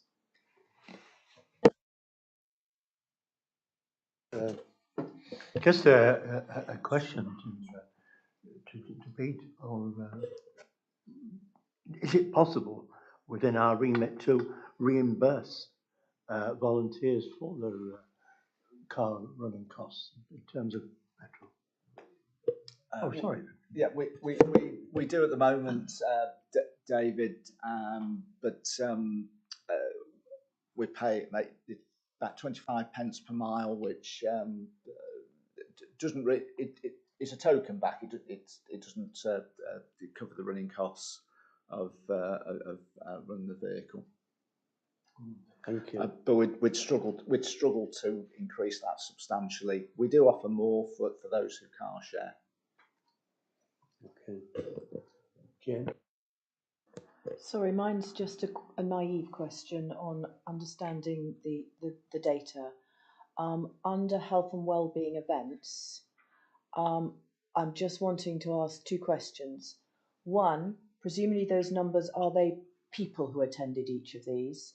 And two, what's the difference between a led wellbeing walk and a breath of fresh air walk? Sorry to be so naive on these things. Yeah. So yes, if they are people. Thank you. And the difference between a led wellbeing walk is that could be for a variety of different reasons. You know, some which are specifically nature related, some which use our volunteer rangers in specific locations. So that's a kind of catch-all. The breath of fresh air walks are similar, but they are marketed and branded very much under the health and wellbeing go, and they have a very specific kind of marketing target audience, in particular people for whom things like walking is probably the extent to which they would be able to be physically active. So they are designed to be much more accessible and to provide people with an easier way to engage with the national park. And they have a sort of scale that reflects that. And they are also led, but they are led in a more distinct way, probably more to adapt to the needs. If you can see what I mean in terms of some of the led wellbeing walks are actually quite a challenge, and people like them for that reason, whereas the breath of fresh air walks are much more accessible. But they're all designed in that way, but they do have our involvement across both of them. Thank you so much. Right, thank you very much. If I could just ask one question, or make a comment as well. If I could ask Kate, what are impressions when you're on the start? You know, it says engagements, video views, which, I mean, yeah, I can understand them, but impressions, you know, what is an impression, to be fair? An impression is just the content that somebody's seen, whereas an engagement is when they interact with it, where they like it, or make a comment or retweet it, but an impression is just someone has seen it. Okay. Does that make sense? Opportunity to view, opportunity to view social media. So okay. if impressions go down, it's an indication that you're doing less of it, and people are not seeing it as much. Whereas engagement is that people are reacting. So, I mean, if people still use Twitter or X, then whether you like it or retweet it. Okay, I don't anymore. But. I was just going to say, so in some ways you could read the numbers, I think, if I understand it correctly, as saying that the people who are looking at it are actually more engaged, so it's quite positive. Yeah. So. Yeah. Okay. And just one final thing on this. It kind of links into George's point as well. The reason we track key performance indicators in relation to social media is it's the best proxy that we have for the extent to which people are aware of and engaging with the national park. our strategy is partly about trying to raise the profile and reputation of the national park, partly to bring more partnerships and opportunities to deliver work, but also, as George says, to ensure that the volunteering offer in the national park is attractive. So that they don't tell us everything, but they give us an indication. As Kate indicated, we've only up until this point tracked organic posts, which is basically what we're using core funding to promote. Given that more and more of our posting activity is taking place through external funding, we are looking at whether actually we need to move away from that baseline to another baseline that's more reflective of how we're deploying funding in relation to promotional activities. But we need to take a further view on that, because obviously it will distort the baseline compared to where it's been previously. Thanks, Tom. Just one more. I have been on 2 or 3 of these volunteer days. I don't know how many more members have actually been on the volunteering days at all, but a lot of the volunteers, they have a sit down, have a chat at lunchtime, and they've all been on different projects, to go from one project to the next, and they were saying that I can't go 4 days a week because my missus will divorce me, even though they're about 60 or 70, like, you know. And he said I would like to, but there's only so much time they can give to volunteering before it upsets the apple cart at home. And you know, that was what I got out of the volunteers that were doing those volunteering days at the time. You know, where they were absolutely over the moon with what they'd achieved over the months and years, like, you know. But said, well, we just can't give any more. And when there was about 30 there that day, and it was a good experience, to be fair. But anyway, thank you very much. I think we should move on. What we need to do is to get his missus volunteering as well, and then they'll all be happy.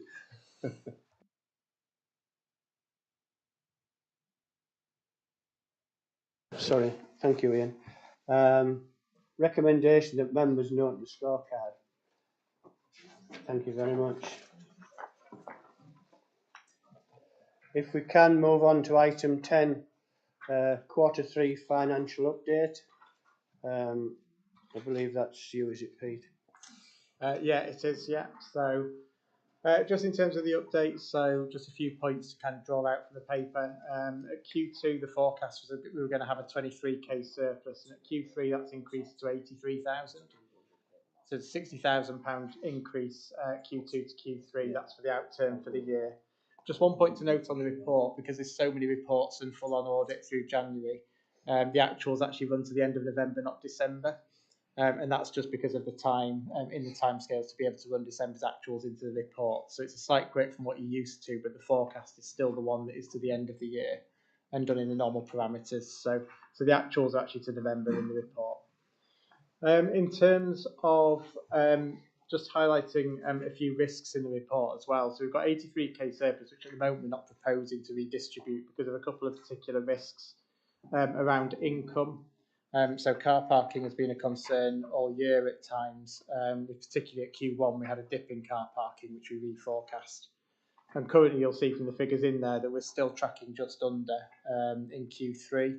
We haven't reforecast for that because there's a hope that we'll see a little bit of a comeback in Q4, but there's certainly a risk around car parking, which we need to acknowledge in the numbers. One thing that has significantly contributed to that increase in surplus is planning income. So in Q3, we've seen that coming back quite strongly. We did receive a couple of larger applications in the year to the value of about 50,000. That we don't budget for large applications because they are very unpredictable in terms of whether you get any in year or not, in terms of that kind of level of fee. So that has, in effect, helped us out from what looks like now to be about a 50k shortfall in the minor fees that we do budget for. Those two majors is kind of going to bring us back on budget. But certainly for the first half of the year, it looked like if that trend of the lower values of the lower household income had continued, household planning applications had continued, then we'd see a shortfall in planning income. So that really has come back.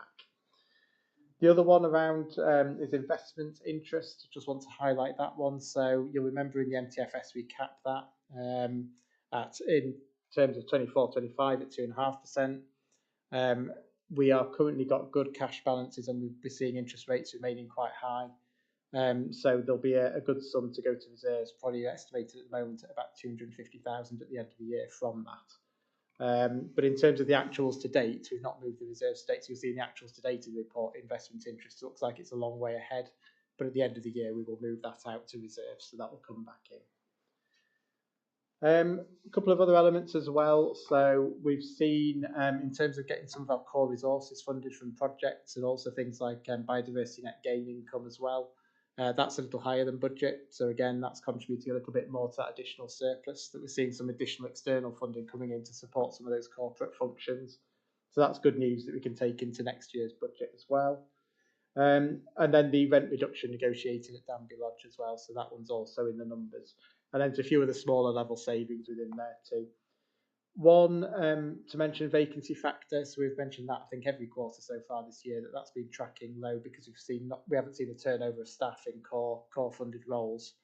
So the good news to that is that people want to stay. We're not seeing a lot of turnover in core staff. The flip side is we're seeing that much lower than trended. So vacancy factor savings that we just expect to incur in year from natural turnover aren't occurring. So that's just one to note as well. And again, that tracks into the budget next year. You'll see in the MTFS we proposed reducing that more in line with current turnover of staff. In terms of last year, you'll remember when we got to Q4 that we had a very big turn down in expenditure levels, particularly around external funding and Section 106. We've done a lot of work this year to try to avoid that happening again, in terms of being very thorough around external projects forecasts and Section 106 forecasts. What we've also done is highlighted in the report where we believe there's risks to that. So within projects, we have done reforecasting around a couple of projects, Coast to Coast and Linking Levisham, which have seen some delays to spend into next year. But we've also highlighted where we think there is a risk of about 130,000 or so on the Peatland project. Just around, we know there is a dependency there about whether or not it gets delivered this year or whether it gets delivered into next year. So we have highlighted where we know there are those risks of that occurring. Section 106, we've mentioned already actually under another report that a lot of the work in Section 106 happens over the winter period. So particularly things like Core Policy D, boundary works and things of that sort happen very much in the winter months, and the peatland work as well. It only takes a little bit of adverse weather sometimes to really cause an issue with particularly being able to do peatland works and things of that sort. So far the weather's been mild. I know at the moment the teams expect to deliver. But again, it just highlights that we do have those risks, that so much of that spend, because of the nature of its delivery, is in the second half of the year. That at the moment, we think we're on track, the forecasts represent that, but there is that element of risk there that we just highlight in the report. The signage project, which I think I've been talking about ever since I started about 6 years ago, is now starting to see development. So we hope to see the very first element of the spend of that coming this year. But the majority of spend will be next year, but that really is now starting to see some progress on that particular important project. So in terms of the other one is farming and protected landscapes. So at the moment, the pipeline of projects for that is expected to fully spend. But again, there's a note of a risk there. That's dependent on people fully delivering the project by the end of March. But at the moment, again, it's indicated that we expect to spend all of that money because there is allocation to projects. It's now just dependent on those people with the projects actually delivering by the end of the financial year. So again, we'll assess that when we get to the end. One note on DEFRA funding. So every course this year, we've had that 500k of additional funding that we received from DEFRA this year as an appendix. We still are continuing to expect all of that to be delivered. There's been a couple of tweaks, so we constantly, as leadership team, look at that every single month and make sure if there's any underspends anywhere, we're reallocating them all the time to make sure all of that money is spent and delivered by the end of March, which is very much DEFRA's very strict timeline around that. And it's really important that all of that is fully delivered and fully spent. So we have seen some very small allocations there, where we've seen one or two of the projects being delivered but not being delivered for the amount of money we expected. So things like Cawthorne Camp Platform and the ponds on Levisham have actually come in at a lower price. So we've been able to allocate some of those funds into things like some of the IT and cyber security and IT software programs that Simon Bound has been doing. So we've been able to reallocate those funds, and we continue to do that right through to the end of the year to make sure they're all spent. And then finally, there's 3 waivers. So up until this point of the year, half year, we didn't have any waivers this year. There's now 3 waivers. They're detailed in the paper that Tom has approved during the course of quarter 3.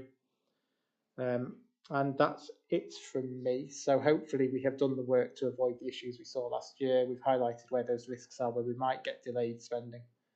And yeah, no further points from me. Happy to answer any questions. Thank you, Pete. Any more questions? Oh, Heather, you were on first.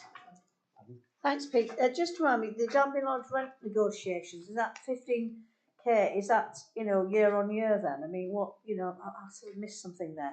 Can you explain about that? Thank you. And then just to note that, glad to hear about the signage. I do hope that they've taken a long time, this company, but I hope the prices stayed the same as when they first quoted, but I'll leave that there. Thank you. On the Danby Lodge rent negotiation that was undertaken by officers to reduce the rent there because of the fall in numbers on the site, etc. And the rents of that have reduced. So we should see that year on year as well. Year on year. Thank you.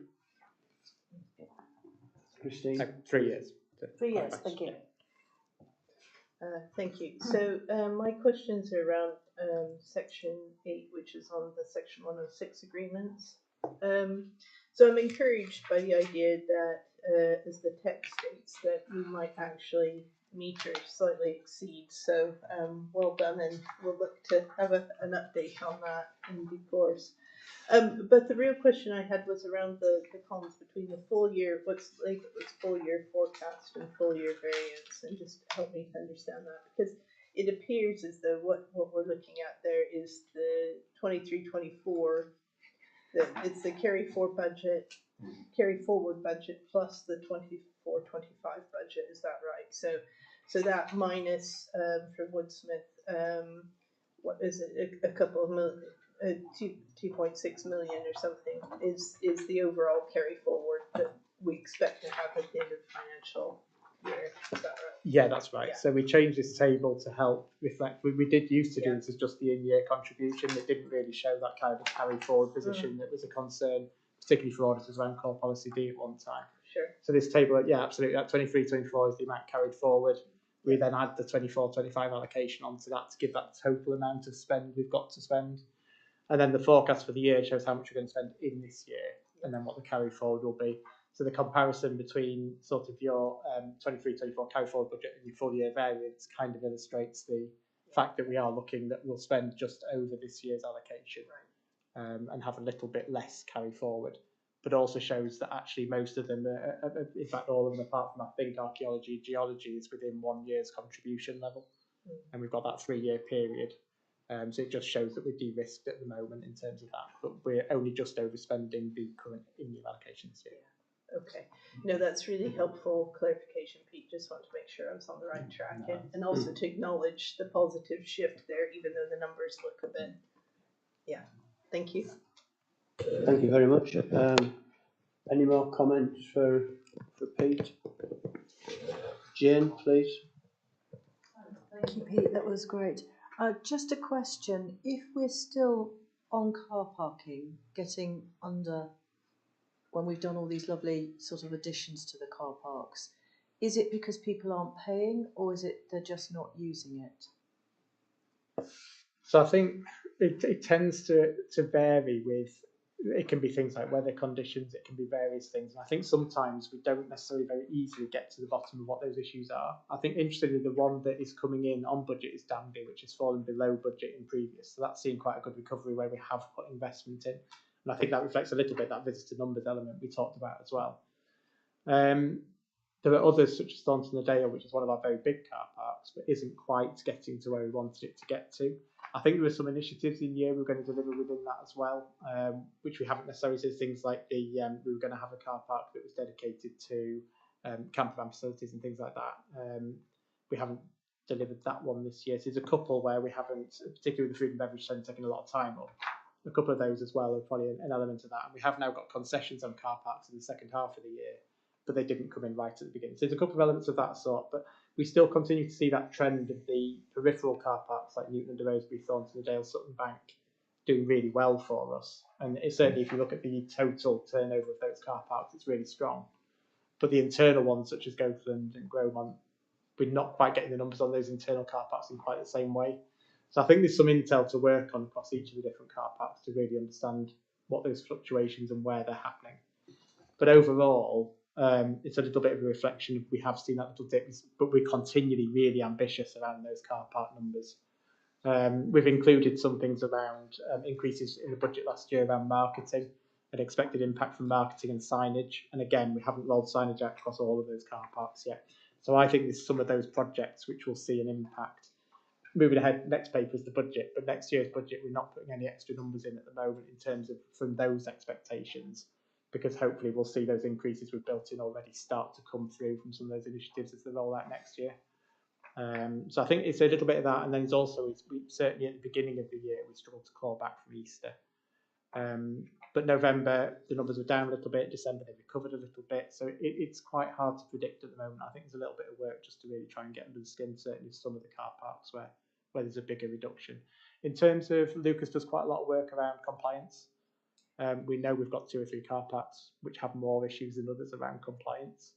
So it's a piece of work probably over the next year as well to have a look at those in particular. Already there's been some work around what we might do to address some of those specifically. I know some initiatives to try to reduce some of those, and some have been successful. But I think there are 2 or 3 car parks in particular where I think a little bit more focus on that. But I think that compliance issue is a long-standing one, not one that's necessarily got any worse. Thank you. Did you still want to come in, Joel? It's okay. Pete's covered it. Malcolm? Just a couple of comments. First of all, obviously, core resources, the fact that we're getting some money from these grants from core resources is good. Is that because there's more people out there willing to do that? Sort of a year or 2 ago, it was really very, very difficult. So is that a good sign that, that's something that will be continuing, the sort of trend of hoping? Yeah, certainly, hopefully so. I mean, we certainly as often external funding officers and etc., really, really pushing that to get those corporate funding elements in as well.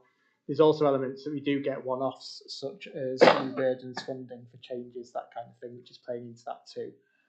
So things like biodiversity net gain, I don't know how long-term that kind of funding will be for that kind of work that we're doing, but at the moment we have that this year.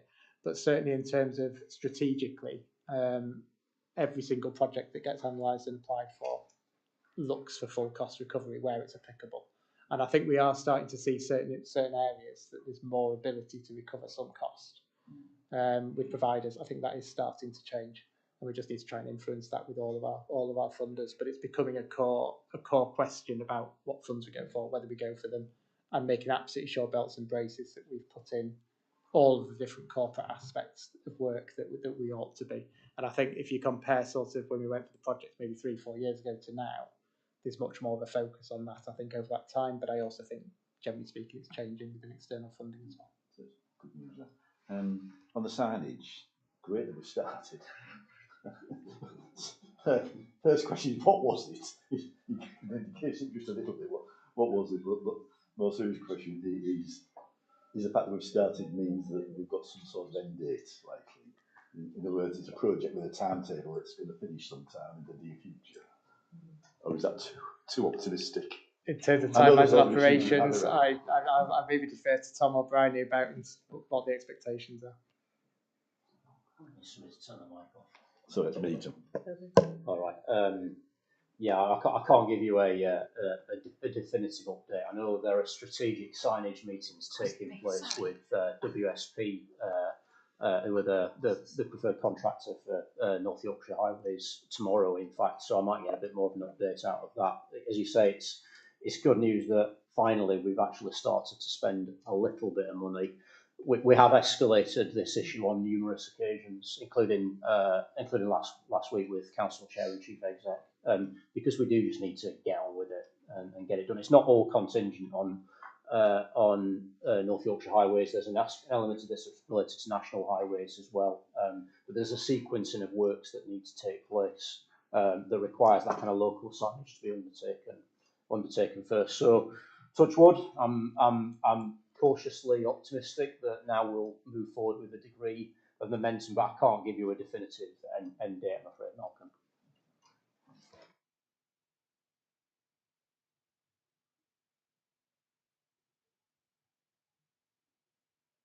I was just going to ask you about Lewisham, Brian. Can you just give a quick update about where we are with it and how it's going?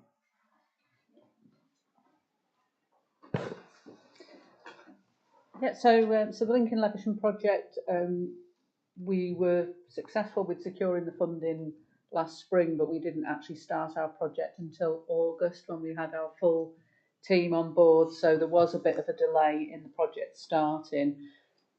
We've addressed that now with our funder and reprofiled our funding, so some of it's coming into next year. But we're getting on really well. We're doing we've got a stakeholder engagement plan that we're developing and delivering. So we had a good meeting with some of the local community, not last weekend, the weekend before, which was good, challenging as expected, but making progress. We're doing all of our ecological surveys now and developing our theory of change. So, you know, what we want to see come out of the project. So we're doing as expected now in terms of our project plan, and the team are working really well together and the partnership's working well. So we're really pleased with how it's coming on, even though it was a bit delayed started. That's great, thanks. Thank you. Any more questions? Well, before you run off the I just wondered how, I know we put about 80 grand into the fencing project. How far are we on with the fencing? So was it that so we could get cattle onto the Levisham area? Yeah. And how far are we on with the fencing on that? That was money from the 500 from DEFRA, wasn't it? Yeah, we are working on that. It's not completed yet. We are expecting a bit of an underspend on that, but we're just waiting for the final bit of the work that the contractor's going to do, and then we'll have a sort of full understanding of exactly where that budget's going to come in. But Jacob is working on that. Right. How far have we? What sort of a length have we actually put up? I don't know. I'd have to speak with Jacob because he's leading on that. So and I haven't caught up with him since he's in the last couple of weeks. Okay, thank you very much. Okay. Any more questions for Pete, etc.? Thank you, ladies and gentlemen. The recommendation is that members note the content of the report. Everybody in favour? Thank you. If we can, for the budget, we'll just have a 2-minute comfort break, if that's okay, and we'll reconvene in 11:15.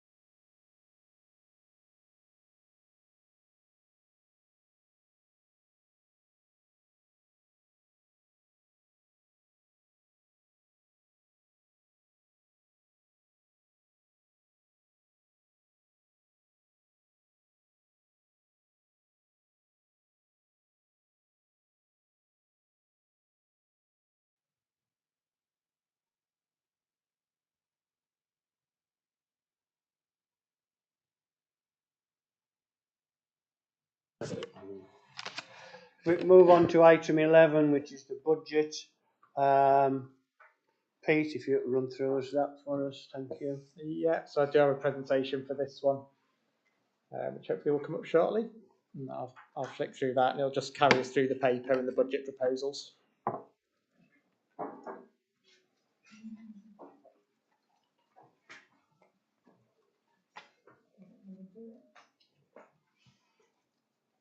If it doesn't, I can talk. Yeah, we can talk through that as long as I can flick it forward. Let's see if it works. Yes, it does. Okay, thank you, everybody. So,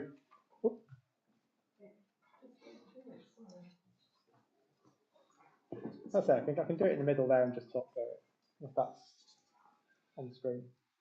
Has everybody got their glasses to see?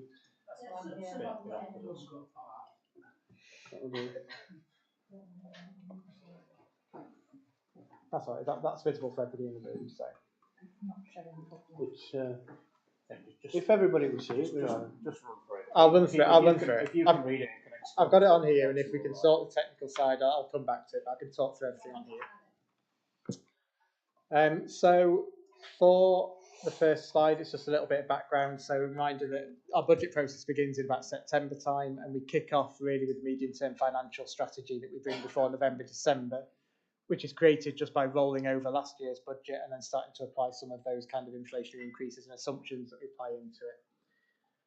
So just a reminder of that MTFS that we brought in December, we've got inflationary pressures, is one of the big elements in recent years and continues to be. We've got a lot of uncertainty at the moment around pay award and DEFRA grant. There are two really big uncertainty items that we brought in the MTFS and continue to be so. It's making long-term planning very difficult. We've got some ambitious growth plans, external funding, project-based delivery, but we still continue to have those pressures on core resource, which we just mentioned. We are starting to see some element of alleviating that currently. We've got a growing deficit position. So in the MTFS, we reported a deficit position of 345,000, and that remains the same in next year. And then all budget proposals in line with business plan objectives. So just a point to mention, in fact, we are up and running, so I'll just get us on. That everything we do within these, this just underpins all of the budget, the business plan assumptions that we make in those other papers of what we're going to deliver. And then no change in key assumptions from the MTFS paper. So when we brought the MTFS in December, we had key assumptions around pay and around inflation, and they remain the same in this budget paper. There's nothing since then that's meant we've changed any of those. And then mitigation's been found for the 25-26 deficit position. So you'll remember in the MTFS we mentioned about having found a number of initiatives that will help to offset next year's deficit. That continues to be the case. There's a little bit more detail in the budget paper and in these slides. So a few headlines. So income and expenditure at the moment in this proposal is 12.5 million. That's 1.7 million lower than the original budget that was set for the current year and 2 million lower than that most recent forecast that you'll have seen in that last paper on the agenda. And the main driver behind that is the end of farming and protected landscapes funding, which is about 1.4 million this year. At the moment in the budget, we're assuming that that predominantly comes to an end. There's about just over 100,000 in of funding next year. But we do think potentially there might be something in the pipeline around that, but at the moment there's nothing confirmed, therefore nothing included at this stage. There's also a number of pipeline projects that aren't yet secured. The difference between now and actually when we get to the start of the year, more connected, for example, and things like that, is we may find further projects that currently aren't secured coming through. So it's expected that that number of 12.5 million will increase. But when we do this budget at this time of year, we only include what's fully secured at this stage. A breakdown, which I think is quite useful, just between the four main sources of income that we have. So earned income, you can see there's a small increase in that year on year. That's primarily driven by what is a car park tariff increase within the paper, but also the natural RPI increase, so some of our fees and charges that we apply as well. External funding, you can see there's a big reduction there, and that's at the moment, this year we saw a big delay in spend actually between 23-24 and 24-25. So 24-25 is a particularly big year in terms of that project delivery funding. It comes back down to a little bit more of a normal level at 2.1 million. But you'll note that we had a target of trying to get to about 2.4 million this year as we progress towards the 2.5 million target in 26-27. And we're just short of that at the moment, but I do expect more projects in the pipeline as they become secured for us to go over that target level. Farming and protected landscapes, you can see that's a very big reduction year on year, and that's the predominant reason for the change. And then a small inflationary increase in section 106, and core grant remains the same, and flat cash for another year is the assumption, although we currently don't have any understanding of what that's going to be as yet. So just a little bit about external funding, mentioned a couple already. The target this year as we work towards that 2.5 million in 26-27, target is 2.4 million. Just short of that at the moment, but we expect the pipeline probably to take us over that, and we have more connected decisions to come, and we have farming and protected landscapes as well, potentially something to come in that, but no certainty as yet. It contains some targets for increased external funding of core funded costs. So we've got a couple of areas, including trying to get some more of our corporates funded through external funding, a little bit around outdoor learning, and then trying to look to start to see whether we can get some of our volunteer services, the supervisory costs, etc., which are fully core funded at the moment. An awful lot of volunteers actually operate through externally funded programs. So again, it's trying to get a little bit of that administration costs that at the moment core grant is the burden of that within our external funding projects, which we don't currently. And then there's a breakdown of project expenditure where we've got that secured funding in Appendix 4. On earned incomes, there's a car park tariff proposed increase with inflation. So 2 years ago, we increased our car parking for the first time in 5 years, and we said we'd do that a little bit more regular and often in line with inflation. So there's a proposal in the paper for that. Planning fees, so we are expecting an increase in 25-26 for planning fees. That's a statutory increase with the government, so there are papers which are currently proposing that. It's not fully confirmed yet, but it is expected to happen. And there is also an ability now for us to increase planning fees with inflation. So there's an element in for that. Investment interest, so at the moment the assumption in there is that it's capped at 2% on cash balances of 5 million. Again, that's as the proposal in the NTFS to make sure that we don't build that into our assumptions in the budget when we expect interest rates to come down. It also allows us to sort of bolster reserves and use it in that way too. So that remains the same, but that 2% on 5 million is a little bit of a reduction year on year in terms of the amounts. It's a bit of a reflection on the decrease in rates with the Bank of England. And for many years now, we've had a loan to Escali Yorkshire Limited. So that's brought in 16.8k per year. And from that loan, that will come to an end this year. Therefore, it's no longer in the numbers next year. And then other income budgets remain broadly the same year on year, with inflation increases within agreements, etc., applied where applicable. And there's a breakdown of that in Appendix 3. Section 106, so we've got a Bulby Section 106 contribution, we've got a Woodsmith allocation as well. Both of those might be slightly refined in time for March NPA, but we have put a notional inflation on those because both will be inflated.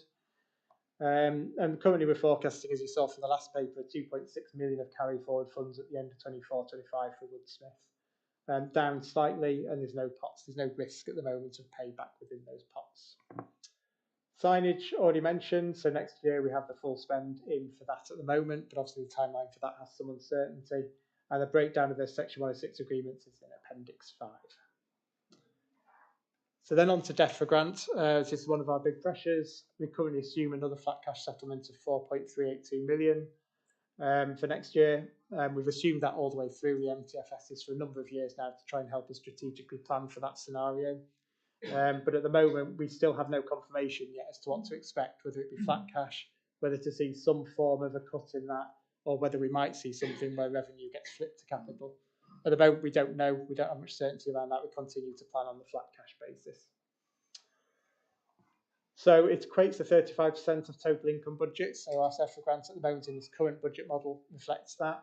If we see that external funding increase or anything of that occur, then that will reduce closer to the 30% level that it's currently at for this year.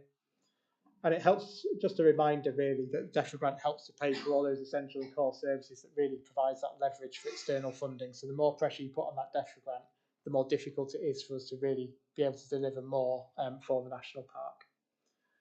Not expecting any one-off injection of funds in 25-26, so you'll know this year we've got £500,000 in 24-25 as additional funding. Not expecting anything in 25-26, so the current DEFRA grant is at 4382 and not for any extra one-off pots of money. And should there be a cut in funding after the end, so I've just put this in around, we don't know when any kind of final announcement of DEFRA grant is going to be, but should it be after we sign off at NPA, then there is the potential that we may need to bring something back to May Flask or June NPA around how we would propose to mitigate should there be any change to that DEFRA grant.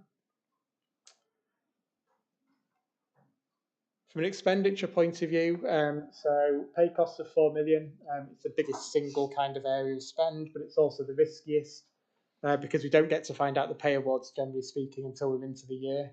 At the moment, we haven't had any announcements yet on what that local government offer will be. So we're operating with a lot of uncertainty. Last year for the authority, it averaged out at about 4%. Inflation overall is coming down, so 3% doesn't seem unreasonable. And 3% is pretty in line with what that broader public sector offer that has been tabled is. So it doesn't seem like an unreasonable assumption at the moment, but it's certainly an element of risk should that come through higher in year. And we'll have to deal with that in year in terms of what the impact of that may be. And then national insurance. So you'll know from the budget statement in the autumn and the MTFS papers that we added that national insurance in quite late into the MTFS to look at how we would mitigate that deficit. Even though there was an announcement that there would be some support for that, we're not going to see any support, so we will need to find that money. So the strategic of putting it in as a deficit that we'll need to mitigate looks like that's the reality of what we'll have to do with that. Utility costs, so we increased utility costs substantially under the new contract, but actually there's a little bit overinflated in there at the moment compared to our usage. So there's a 50k saving that we've been able to put through in next year's numbers on utility costs and indeed forecasting the current year. The 75% relates relief on visitor centres. It's continuing for one further year. So this was something that was brought in COVID, and then with the budget statements has been given one extra year. We have another year of that, so that's been played through. And we have general overhead inflation of 2%. That's just below current inflation levels. But as it stands in the current year, the 4% that we put in, inflation is just below that. So actually it's kind of weighting out quite well. So 2% doesn't look unreasonable compared to current inflation. And then there's a couple of areas of costs, increased costs for apprentices in terms of net cost, because we are seeing a little bit of a reduction in the income for the apprentice fund. And indeed, into year 2, we'll see a little bit of extra cost for those two. For the finance system, there's a little bit of extra cost from going from our current finance system, which is only just supported, to something that would be much better for the authority, but we should see a number of efficiencies that come from that. Lower vacancy factor. So we've mentioned that one already. We see lower turnover of staff, so we've changed that saving to reflect that. And then audit fees, we've talked about that this morning as well. So we've had to up those for next year to reflect that 49,000 that we expect it to be next year. And then just around training costs and some net spend, we've been able to partly offset that around some of those areas too. On the capital side, so reserve contributions for properties the same year on year. That's the amount that we put aside every single year. But the IT and vehicle reserves show a bit of a decrease as part of efficiency saving plans. And the IT one reduces in part because the finance system's cloud-based. So that's going to become more licensed rather than the kind of capital input we have to put in when we need to patch it and things like that. So that will just be a little bit of a switch between the revenue budget for IT and the contribution. And then vehicle reserves, one of the part of the efficiency saving plans that we want to make is around use of vehicles. And therefore we expect to see a bit of a reduction of the amount of money we need to put into capital replacement of vehicles over time. And then reserve funded capital replacement plan of 26k. So at the moment, they're the proposals coming forward for capital to be spent from reserves. It's in the paper, but there's still a little bit of review about one or two potentially investments needed. So there is a potential for that to change a little bit with a couple of additions to that in time for NPA. So that's just one area that may see a final tweak as we get towards March NPA paper. And at the moment, no property sort of construction costs included at this stage. Be subject to separate business cases, we know. But costs to get to the sign-off stage, etc., that we've already been agreed are going to be funded from reserves. But anything else further on the property review aren't included at this stage. There'll be separate business case. Then savings. So savings have been built into budgets to be monitored through the year. So there's a number of saving proposals. They've been built into budgets. The monitoring of that is going to be more important than ever. Savings we've had before have sometimes been about flexing where it's funded from, and we've got some certainty about that. A lot of these are things that we're going to have to do to be able to deliver them. So it's things that officers are going to have to actually do as projects in order to deliver them at the other side. And this is where that mitigation of deficit is getting much harder. Before, we've had opportunities to be able to kind of diversify our funding. This time it's really about initiatives we're going to have to deliver those savings. So that quarterly review of the quarterly reporting and the savings review is going to be more important than ever to make sure that we deliver these. Otherwise, we won't be able to mitigate the deficit. So I've mentioned vehicle and IT replacement efficiencies already. So that's a little bit about use of our vehicles and plant and equipment and all of those things that we replace. Communication savings a little bit there, just around from our content publications, and where we can generate more revenues to help fund some of those. Mentioned volunteers already as well. At the moment, the service, the sort of the admin and the supervisory service of volunteers is entirely core funded. So that's an area where they do an awful lot of work around externally funded projects. We're looking to see whether we can get a little bit more funding for the administration of that. Retail performance. At the moment, we've had some challenges with retail performance. There is a project at the moment to have a revised retail strategy, and we expect to see benefits coming from that. So that's been played in. So then car park tariff, mentioned that one already as well. So that's increasing that in line with inflation over the last 2 years worth of inflation. So that's putting 25p on each of the 2 different levels of fee. And that will generate £48,000 of additional income. Smarter procurement. So I think when you look at it, we procure a lot of similar things over and over again in the year. And is there a little bit more around sort of blanket agreements for those kind of products that we can do to get some efficiencies? So that's one of the projects that's currently underway. Planning fees, mentioned that one, that's the statutory fee increase that we're expecting from government, plus a little bit of the fact that we can RPI our own fees. And then finally, just that increasing trend of external funding covering some of our core funded elements, whether that be core funded posts within conservation, whether that be some of our corporate functions. We expect that to increase, and that 60k is largely in line with what we're seeing this year, and we hope to continue that forward. There you go. Reserves. So reserves are currently 6.74 million at the end of December 2024. Just a very quick breakdown of those 4.2 million is the kind of restricted Section 106 externally funded projects reserves. 1.7 million of that is earmarked for capital spend or member approved projects, things that have been approved already. And then 0.8 million is currently there to manage risk, and that 0.8 million is in line with our policy. It's just short of our overall ambition to get to that 10% level. And a full update on reserves will be undertaken as part of the accounts close down. So when we close down the end of year results, we'll release all of the spend in year with reserves. So we'll have a full adjustment at the May paper for the outturn. Then 25-26, expecting the reserves will continue to reduce where we've got earmarked spend. So just a few of the key risks. Pay award, I mentioned already, one of our really big ones. We don't know what that's going to be. We think our assumption's reasonable, but until we get a final result for that in year, we'll have to address the implications of that in year if there's any kind of higher percentage included than we have currently in our assumptions. DEFRA grant uncertainty, so we still don't really know what that's going to be yet. Our flat cash assumption is probably a reasonable assumption at this stage, but there's a lot of uncertainty there.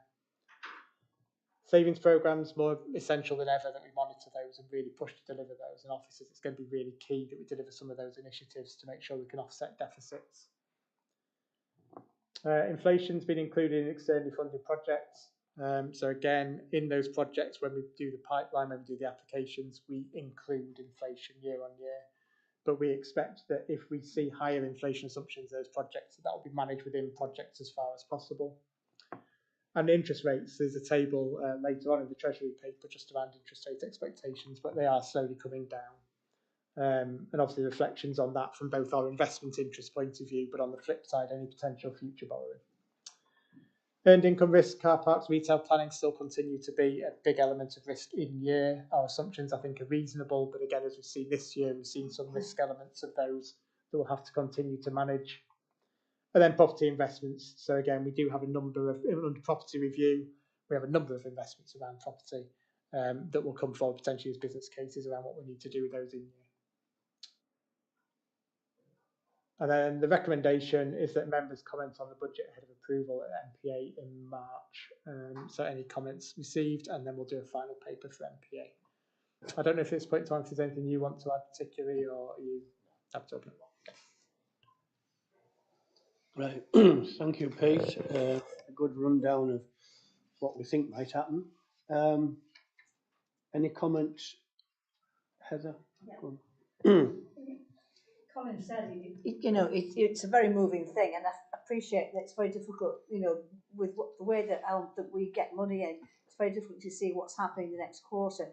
But can we just go back to my members? I mean, the core funding has to, we can't spend the whole amount of our core funding. It's got to be on wages and things like that. I mean, is there a percentage where we're allowed to spend that money just on that's one of the things. I think there was some formula, wasn't there, that if our wage bill was above a certain amount, we can't spend other the other money that we get from outside bodies in our sort of like basic overheads, can we? That's correct. So there's no restriction on DEFRA grant from that perspective.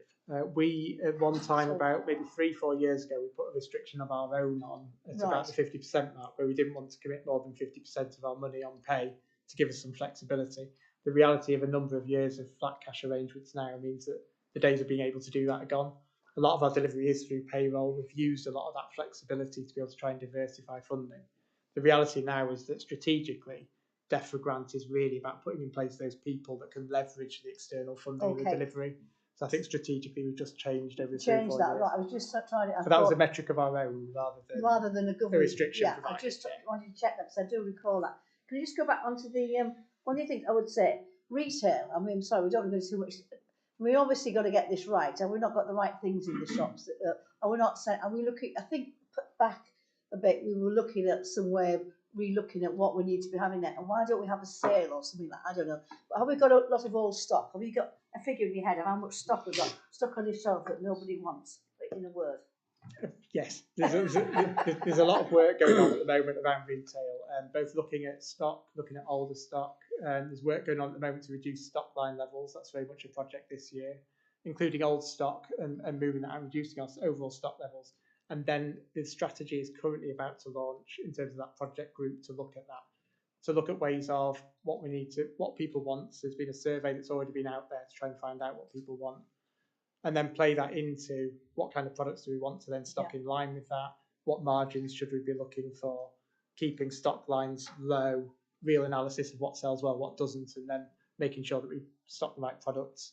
So I think all of that is about to get underway. Things like reducing stock levels has been taking place over the course of this year as the first stage of that. And hopefully that will see us really start to get sort of the benefits of that. I mean, at the moment, we run retail at a loss position.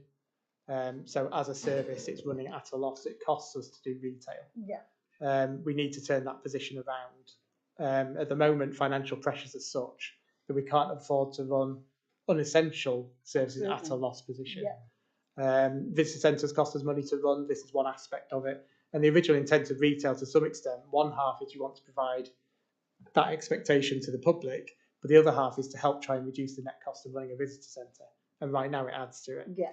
So I think this is really where we need to try and get retail working. And that strategy will then have a period of time to review how that works. If we continue to run it as a net loss position in a year's time or so, we will come back round the table and we'll have a look at how that's provided.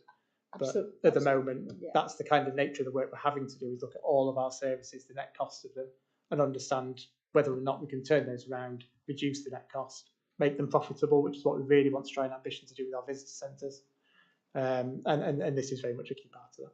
Absolutely, Peter. I mean, obviously, it's better selling, 10 things at £2. I mean, it's what people can afford. And I think sometimes it's not always, you've done a survey, you'll probably find out. I mean, maybe there's got to be somewhere the car parking ticket, you can have a 10% whatever. You don't know, but you're looking at that. Thanks, Peter, because we don't want to continue buying the wrong things. Thanks for that. Thank you. Thank you, Christine. Yeah, thanks, and good questions on the retail side of things as well, which is a concern. The £10,000 earmarked as savings from communications, I recognise incredibly small amount of the overall budget, but it was just a concern that there is an idea that perhaps we would do less of that, or that it needed to somehow be more income generating. And I think as a group of members, we probably have very little oversight perhaps on what exactly that entails. But I just want to make sure we're not, inadvertently self-harming by cutting that, what would seem to be an important budget. And just so I don't forget, I do want to come back on staff as well. But I'll let Tom pick the incomes on it. Might as well leave the microphone on, Christine. I can comms reports into me, so I can pick it up. Possibly injudicious use of language here. So in effect, we're asking my team to try and find £10,000 worth of additional income, either through savings or through raising additional income through advertising in our publications. I think that's prudent and proportionate. We do that to an extent already, and there's an opportunity to sell some of that space in things like the out and about guide a little bit more. I think the team are on track actually to achieve that. The reduction, if there's any to be any reduction in output, it will be in one thing and one thing only, and that's the publication of the I've lost the Moore's Messenger, exactly, yeah. So Moore's Messenger is a newsletter we send to residents of the National Park twice a year. It's quite time consuming on the team to pull that together. With members' permission in approval of the budget, we will reduce that to once a year. So that's the only reduction in output that there'll be. So we'll still be communicating annually to residents through a written form, but we'll be taking a little bit of saving in the cost of pulling that together. Okay. Thank you. Do you want another one, Christine? Go on. I did, if I could. Yeah. So the other question was around the staff, being is that obviously one of our largest costs. I think we've asked a few times if we can get an update in terms of how that's broken down in terms of the percentage of staff who are, being paid for through projects, the percentage of staff who are fixed term versus permanent, and how that's shifting. I just feel, in terms of scrutiny, that when we just kind of look at it as a block, it's really hard to know what's behind that and how that may or may not be shifting, and therefore what the risks are around that. Yeah, it's a really good question. I think, like you say, we put 4 million in there. I guess that compares to the DEFRA grant, but yes, that's funded from multiple streams. And absolutely on core roles, they are predominantly permanent staff. And then we have fixed term contracts against projects in section 106.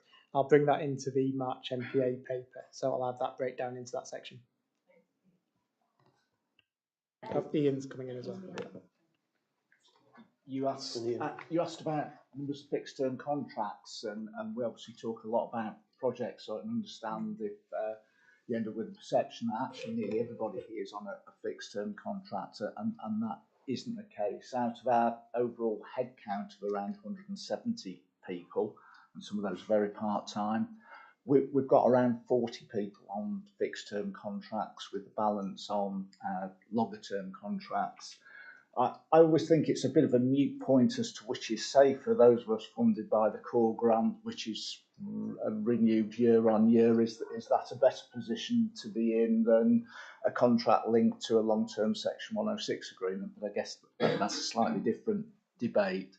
What we are seeing in terms of fixed term contracts is in Bryony's team, conservation and climate change, that's easily the biggest proportion of fixed term contracts, and the majority of those will be in Bryony's team. So there is an imbalance across the organisation as to where fixed term contracts sit, and there's all sorts of reasons behind that. But the headline figure is around about 40 fixed term contracts, 130 substantive contracts. Okay. George, if we could. Actually, John, would you pass the? Excellent. The question I have is about property, and obviously, it's a big issue that is affecting the future of the national park.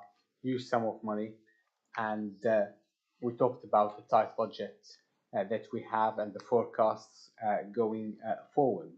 And I was wondering, in terms of the implications that what we know so far about the property project on this budget and the coming years. Are there any updates that you can share with us since our last conversation? So I think in terms of updates, there's nothing included in this because obviously we'll be bringing the full business case to NPA separately for a decision, which will include all of the kind of tender prices and all of those things within that. So at the moment, we don't have anything at a finalised position level. In terms of broad thoughts within my mind at the moment, if we go ahead and we need to borrow, clearly there'll be an MRP charge or an external borrowing charge, one or the other. But I'm also expecting quite a number of savings efficiencies and things like utilities, etc., that will come from a new build. So I am expecting one figure to increase in terms of external borrowing on MRP charge, I'm also expecting there to be potentially some revenue savings as well from the build. More work going on at that at the moment, so nothing more to add than that at this stage.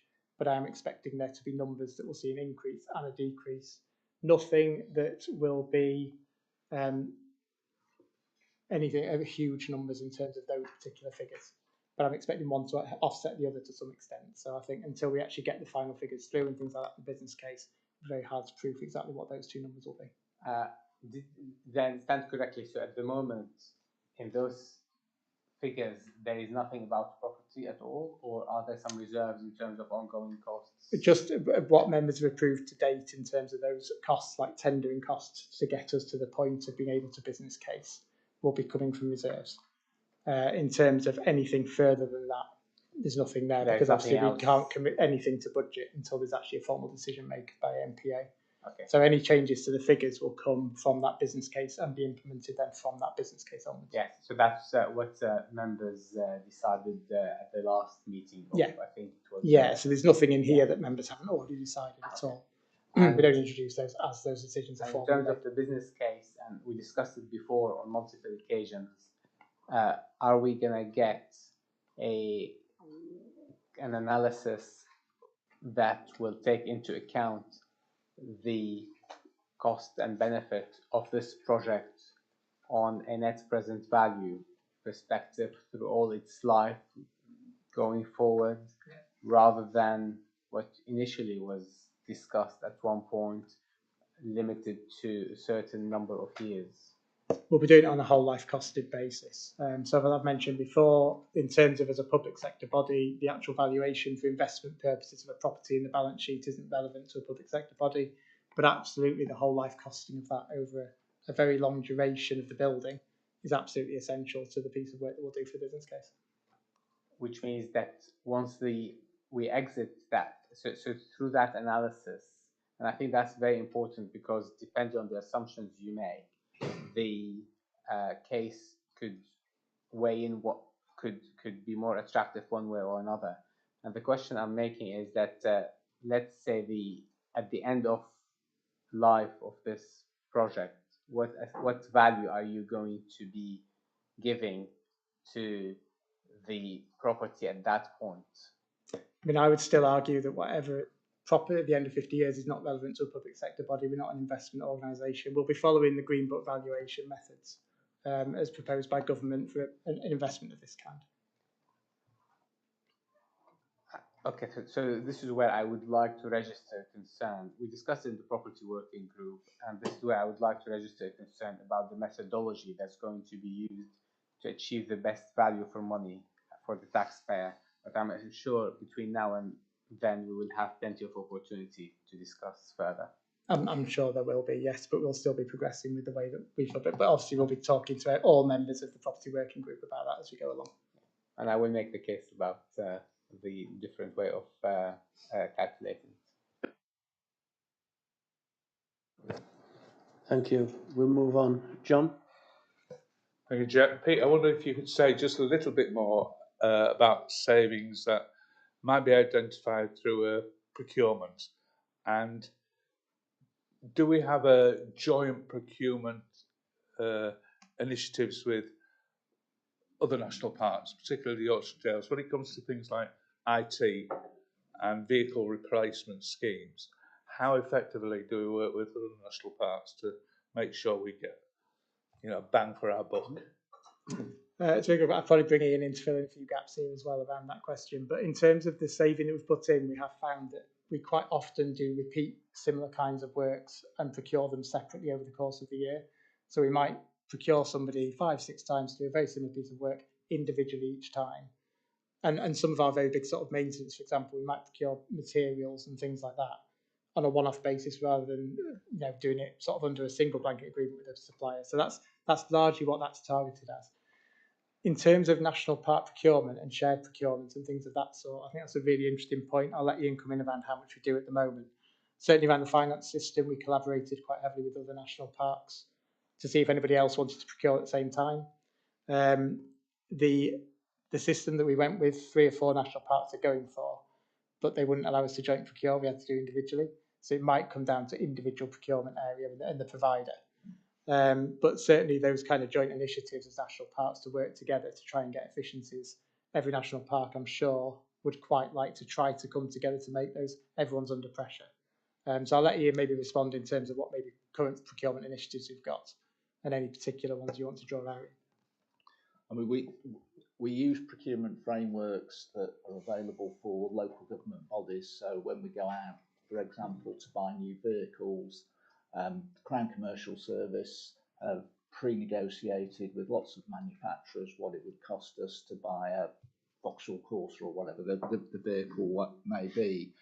And those prices are really, really keen and significantly better than we could get if we went to Vauxhall direct in that particular example. And so for vehicles, IT kit, so when Simon is replacing our laptops or any kind of hardware, there are all sorts of procurement frameworks that we can and do use. And the advantages for us is all the procurement paperwork has already been done nationally, so we don't need to go through a procurement exercise, and the prices are keen. So in that sense, we are effectively collaborating with other public bodies. But I certainly take your point about we can always do more in terms of talking to local, to other national park authorities to try and increase that buying power. Thank you. You can have a question. Well, just a brief loaded question, really, Pete. Is there any possibility of seeking corporate sponsorship for any part of the authorities' work, whether it be volunteers or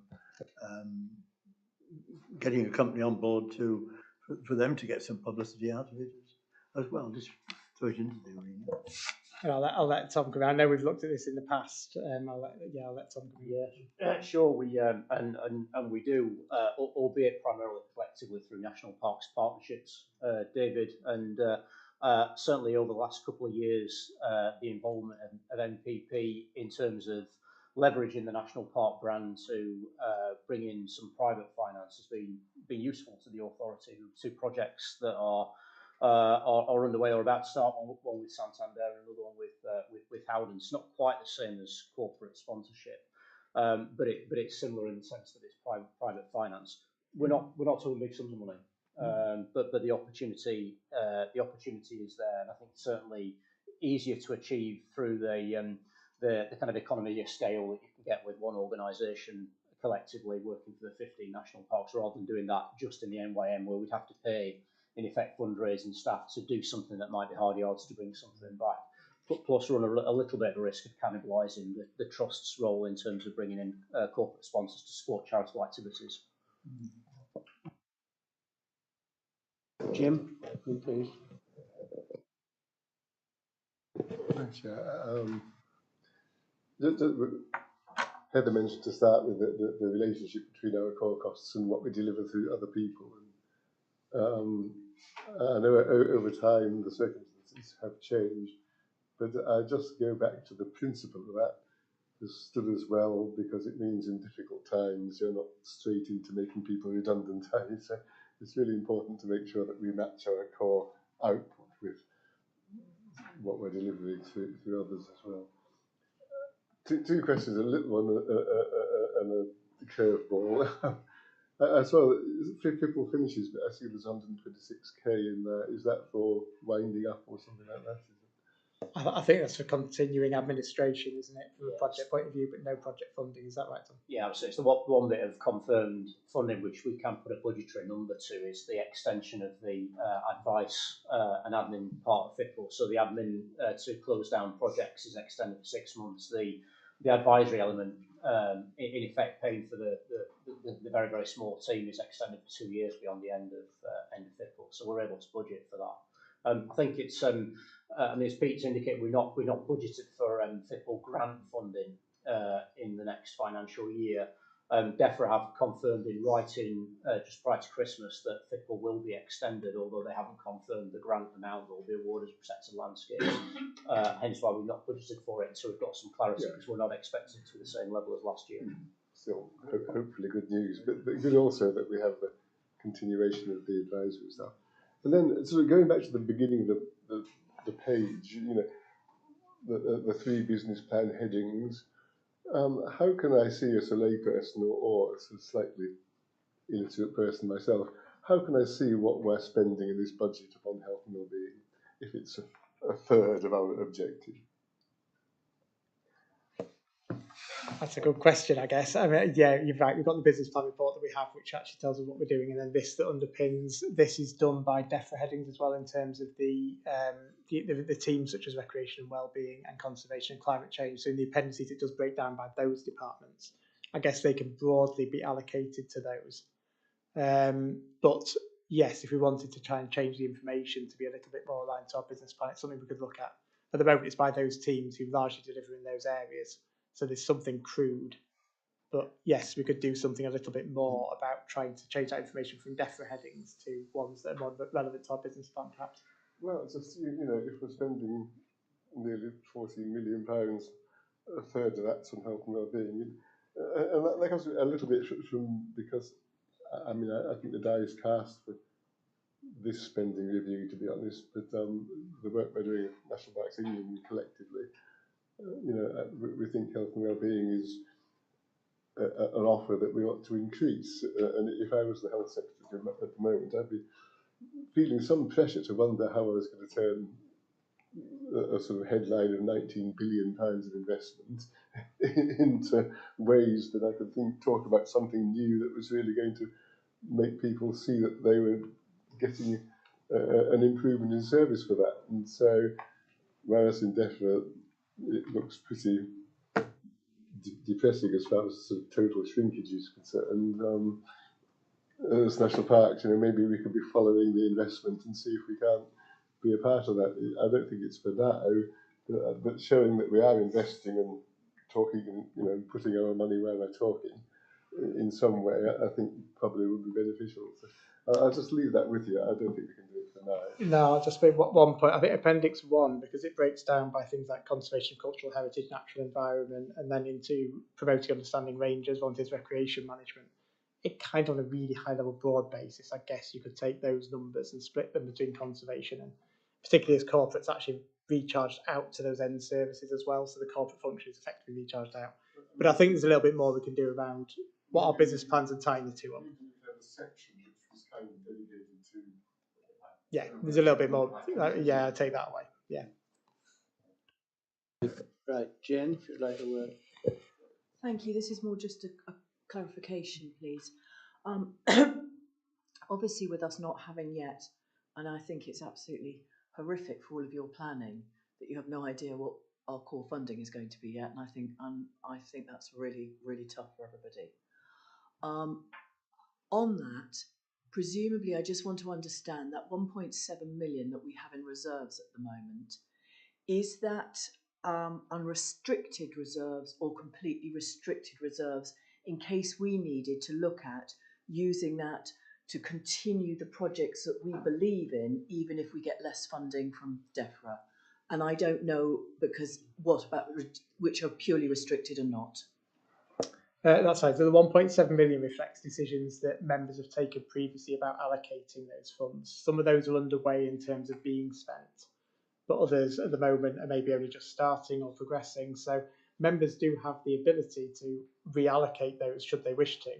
There's some degree to which if projects are halfway through, there has to be considerations about how easy that is to do. But yeah, in terms of that 1.7, it's where members have agreed to spend it that way previously by a paper or another over the last couple of years. Members equally have the ability to unmatch those if they wish to. So there's three elements. One is the Section 106 external funding, which is very, very much earmarked, and we can't touch those. The 1.7, which is previous decision by members, which you could undecide if you wish to, and do something different with that money as long as it's not already been spent or it's contracted.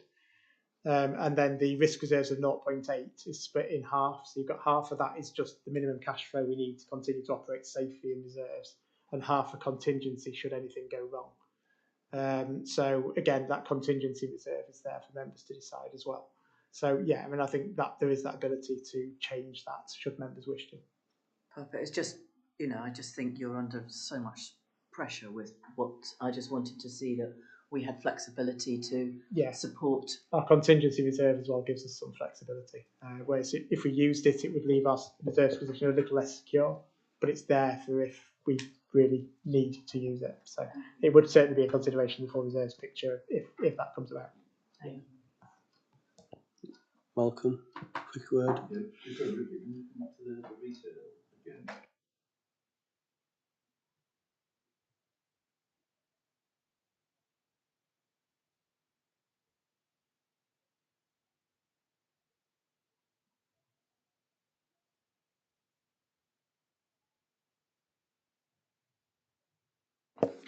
And I think Tom's obviously got a retail background, so that's quite useful. But I think in terms of visitor centres, etc., I think it's not unreasonable to assume that you could, and I think we ought to be ambitious and try to.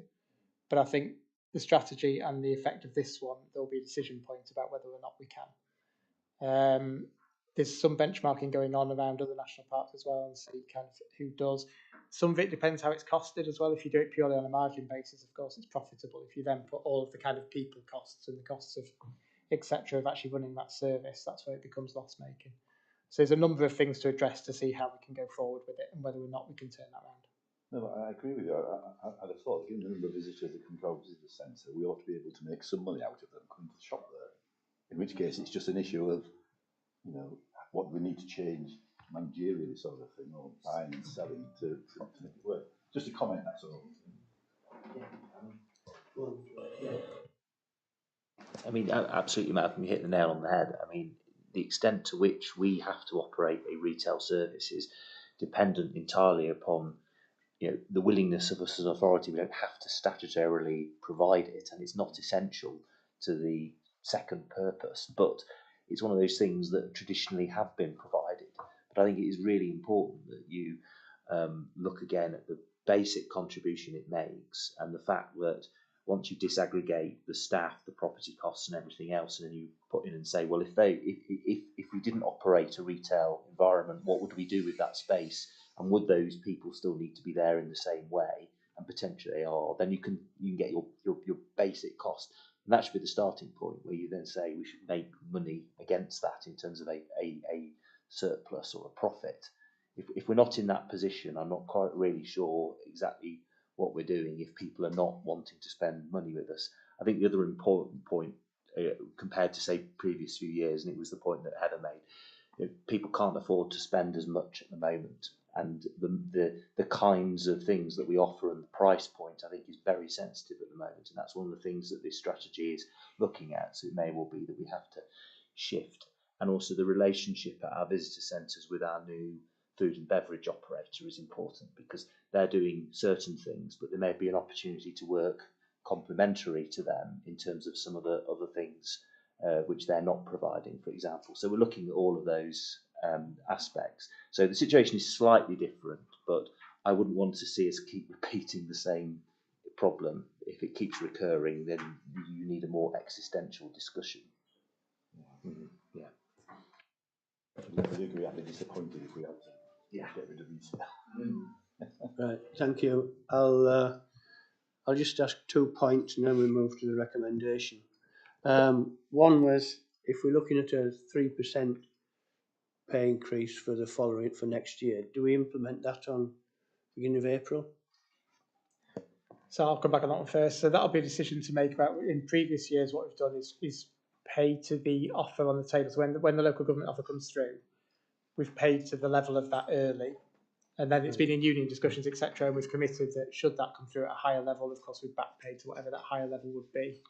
That's the decision, I think, every year to be taken about whether or not we do that. And it will be subject to the timings of any announcements of local government offers.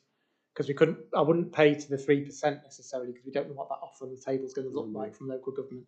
That will be the first point of a decision making when that comes out to say, and I think Ian's always been very, very keen to make sure that we're not waiting 8-9 months for our staff to see that increase, that we actually commit to that early as far as the local government offer is concerned, because it's not realistically going to be lower than that. And then commit to, should there be union discussions, and increase to doing that with back pay when the time comes. So that's what's happened in the last couple of years. Again, it'll be an annual decision, though, to be taken at the time the offer's made. Okay. Yeah, the other one was we had I think it was in reserves, is it, where you want to go up to 10%, and we're at 0.8 at the moment. If there's 200k coming in interest for this year, is that to add on at the end of the year? So there'll be a Or decision when does about that- how that's used as part of the outturn paper in MAFRASC and recommendations around that. So it goes to reserves at the moment. It could go to property reserve as well in terms of the property work that we need to do across the whole of property review, not just the property move, but actually broadly across the whole of the property review and what that's undertaking. So there'll be a decision in MAFRASC, there'll be a recommendation there for discussion by members about where that allocation may be within reserves. Okay, right, members.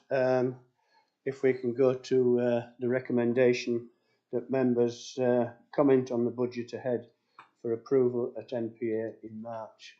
You're all in favour of that? Yes. Thanking you.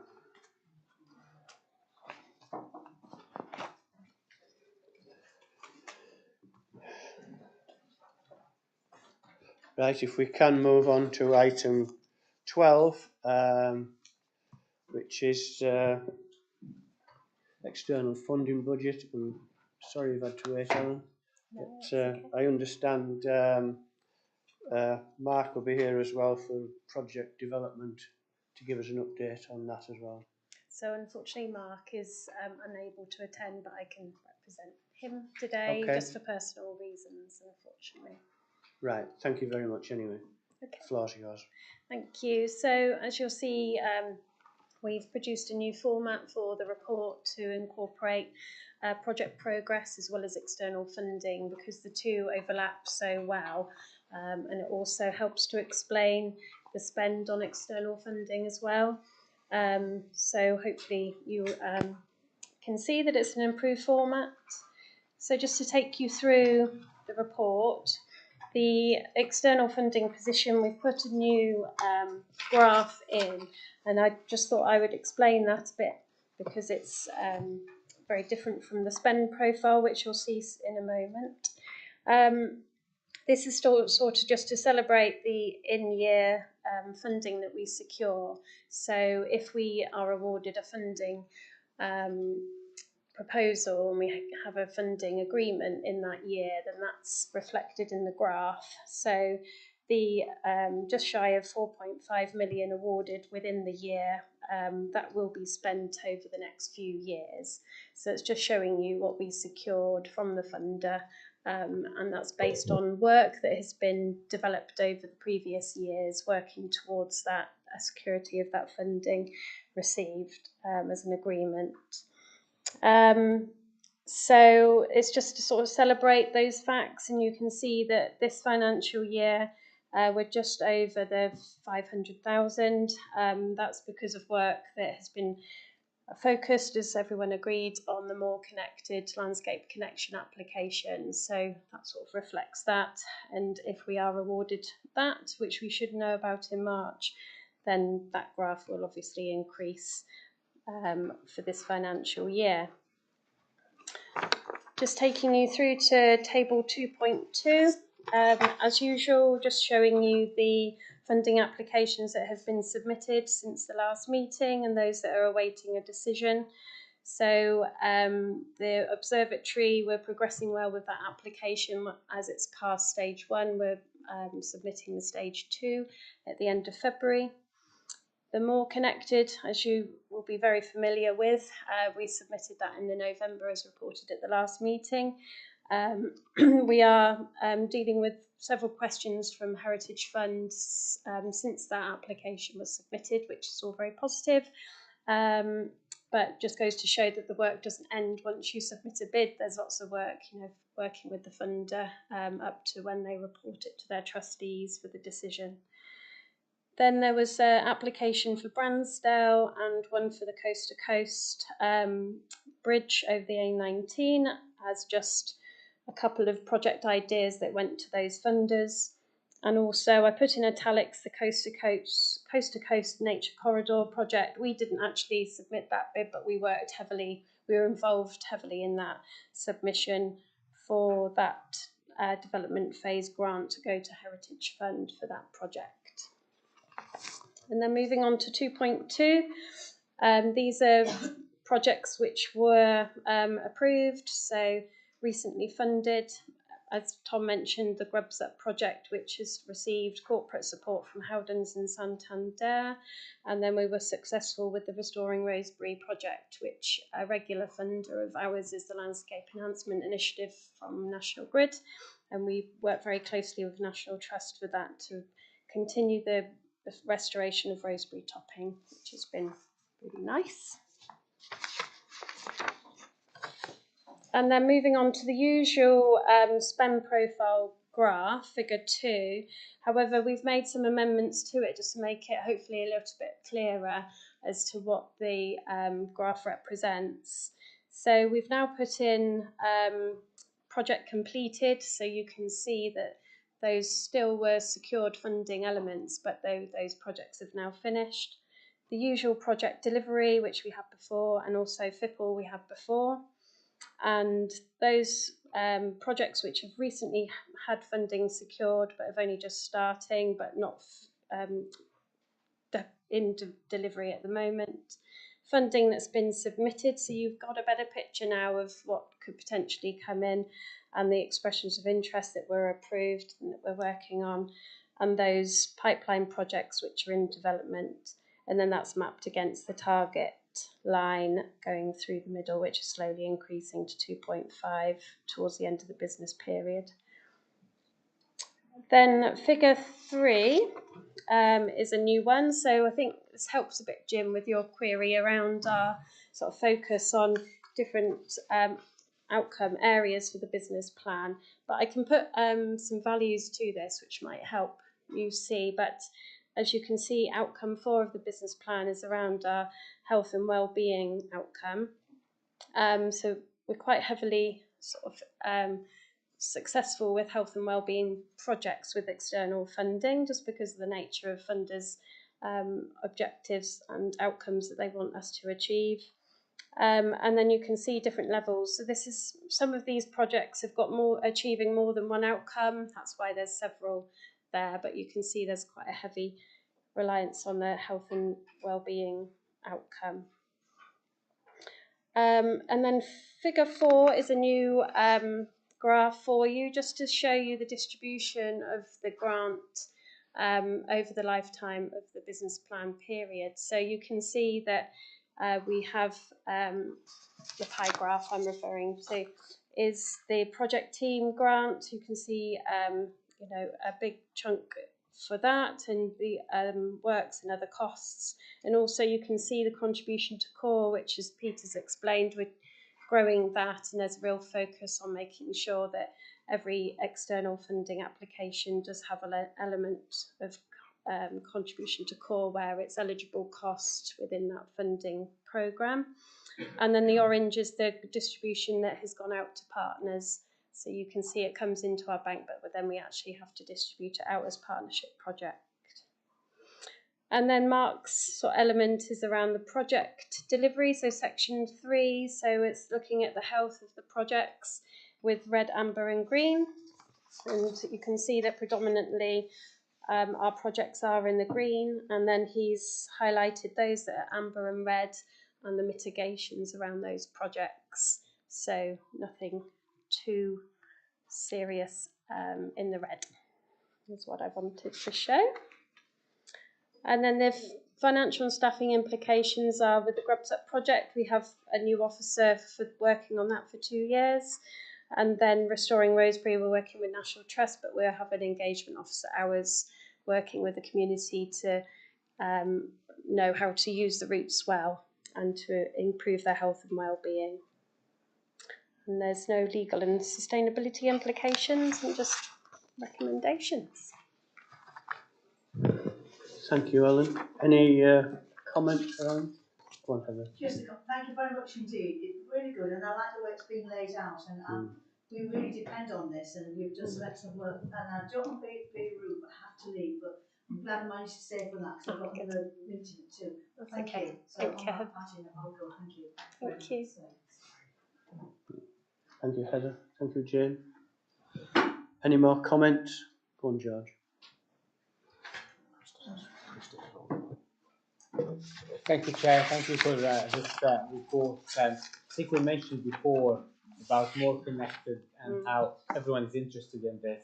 Obviously, we will hear next month, as you mentioned. I don't know whether it will be before or after NPA, but I think just to reiterate the request we made before, is it possible just to let us know the outcome as soon as it arrives? Yes, definitely. Yeah, either Only way. if it's positive. Yeah, that's right. I'll keep very quiet if it's not. Yeah, definitely. We're all keen to know, and it's really hard to say either way which way it's going to go at the moment. But Any more comments?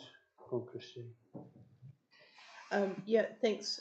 Great report. Like all the graphs, really helpful. I think, yeah, it just deserves to continually be restated how successful we were last financial year. So that comes across really clearly here as well.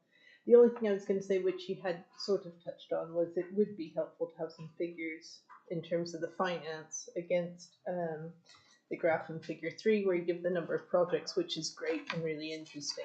So it'd just be good to have that mirrored in terms of the funding to those areas. And possibly against the RAG as well, although perhaps it doesn't, would incorrectly suggest that finance was at risk. But there is something about, where projects are in red, do we need to worry about the finance, etc. And I appreciate the way that's broken down there. But yeah, that's all. Thank you. Christine. Have we any more comments for Alan? Right. Thank you very much, Alan, and thank Mark for his contribution as well. We look forward to hearing results of Most Connected, and for the work you're putting in to keep it on track for the is it National Lottery that's providing it. We look forward to the outcome of that one. But anyway, thank you very much, and hope the work carries on successfully. Thank you. We can move to the recommendation that members note the content of the report and agree the current work being done to secure external funding and project development, emphasising the continued development of the More Connected project and other pending opportunities. And monitor quarterly progress, especially for pending and opportunity funding, to ensure the authority's business plan objectives are met. Is everybody happy? Yeah, Thank you very much. Thank you, Ellen. Thank you very much. If we can move on to item 13, health and safety. Ian, thank you. Thank you, Chair. I'm mindful of time. I'll briefly run through the report, which is largely self-explanatory. This is our quarterly update on health and safety matters. Sickness absence is still low, and our short-term absence rate is still in accordance with target. Unusually for recent years, we've got 3 longer-term absentees. None of that is work-related in any way at all, but all 3 of those colleagues have been properly supported both by their line managers and through the occupational health service that we use from North Yorkshire Council. Items of work since the last meeting. Colleagues in the Ranger Service have continued to refine our approach to meeting the CDM regs, and we've got to a place where we are paying due respect to those regulations, but most importantly in a way that's appropriate for the work that we're doing, so we're not smothering ourselves with bureaucracy. A piece of work for the coming year will be to make sure we've got consistency across all of our practical works, particularly in the conservation and the volunteering team, although I think we're largely there on that. The external health and safety audit is ongoing. Dominic Passman has done his desktop part of his investigation. He's also spoken to a lot of staff, and he's just finishing off with 1 or 2 site visits, because I was really keen that he went to have a look at how we set up practical tasks and to talk to people who were doing practical works, whether they were paid staff or volunteers. The initial findings that he's reported back I've put in the paper, and they're very favourable. But I'll come back to NPA in March with the annual health and safety update and refer back to that. Area of work where I think we do need to do something, which we're on with, is just a reminder to staff about how they should be setting up their home workstations. We did an awful lot of work around this in COVID, and I kind of blotted it all from my mind. But as we have got hybrid working well established now, we need to just keep reminding staff about how they should be setting up their laptops as they sit and work at home. So we've a piece of work that will very shortly be completed around that. All of our practical staff have gone through their annual health checks, which is done by North Yorkshire Council. Really important to us when we get the feedback from those health checks that the respective managers take those on board and put in place any actions that are recommended, and that's in place. While I referenced that, I mentioned to you last year that there was a long-standing insurance case from a former employee who was claiming that they had hand-arm vibration syndrome. They've now withdrawn their case, and part of that was around the evidence that we could present to say, well, actually, we've monitored your health during the time with us. This is what it said, and these are the actions that we've undertaken. So those annual health updates are really important in terms of us keeping individuals safe, which is the primary thing, but also if we do it right, which we are, it also keeps the interests of the authority safe as well. You'll see in part 5 of the report, I've recorded what was potentially quite a serious incident involving our volunteers. The task was led by Yorkshire Wildlife Trust, and some of our volunteers were supporting, which is not unusual at all. There was an altercation between the Yorkshire Wildlife Trust task day leader and a resident, which led to all sorts of threats being made, and the resident had his behaviour reported to the police, who have then followed that up. I just popped that in to just record the exemplary way in which our volunteer task day leader dealt with those circumstances, and it really illustrates that no matter how much preparation you do, you never quite know what's going to happen when you're on site. And I think that task inadvertently ignited a neighbourhood dispute. There was some FIPL work being done around there with some FIPL money, and funding's being withdrawn from that, and both landowner and next door neighbour have been informed of that. So I'll stop there on health and safety, Chair, and very happy to answer any questions you may have. Any questions for Ian? Go on, Jim.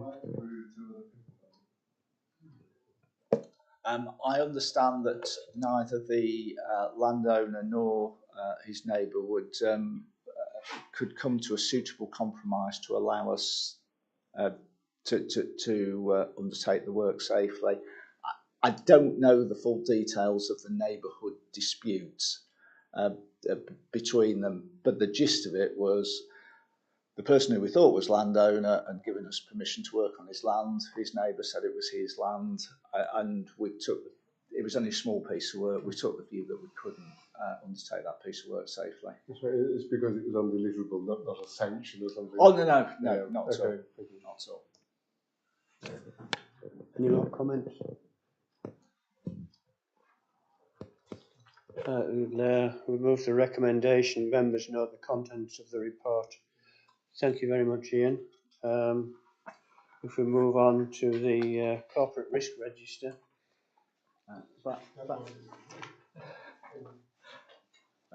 Thanks, Chair.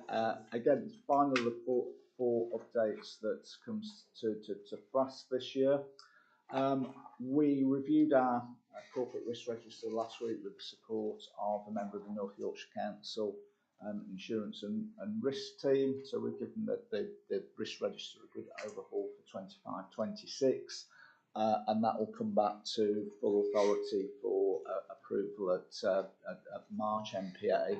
But just to pick out a couple of areas of work, Tom mentioned earlier the work that we've done around information security. We've flagged it as a high risk for this year, which I think was right. Simon and his team have done a lot of work during the course of the year. So getting the internal audit report that we did was really satisfying.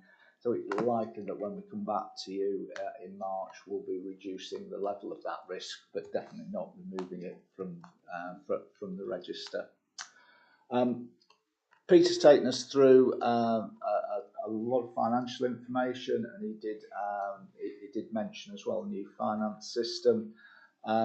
We do see that will be particularly helpful in managing some of our risk. The current finance system really isn't geared up at all to the way in which we work with projects, and the new system will do that. So again, in a mixed bag of things, that will be reflected in the corporate risk for next year.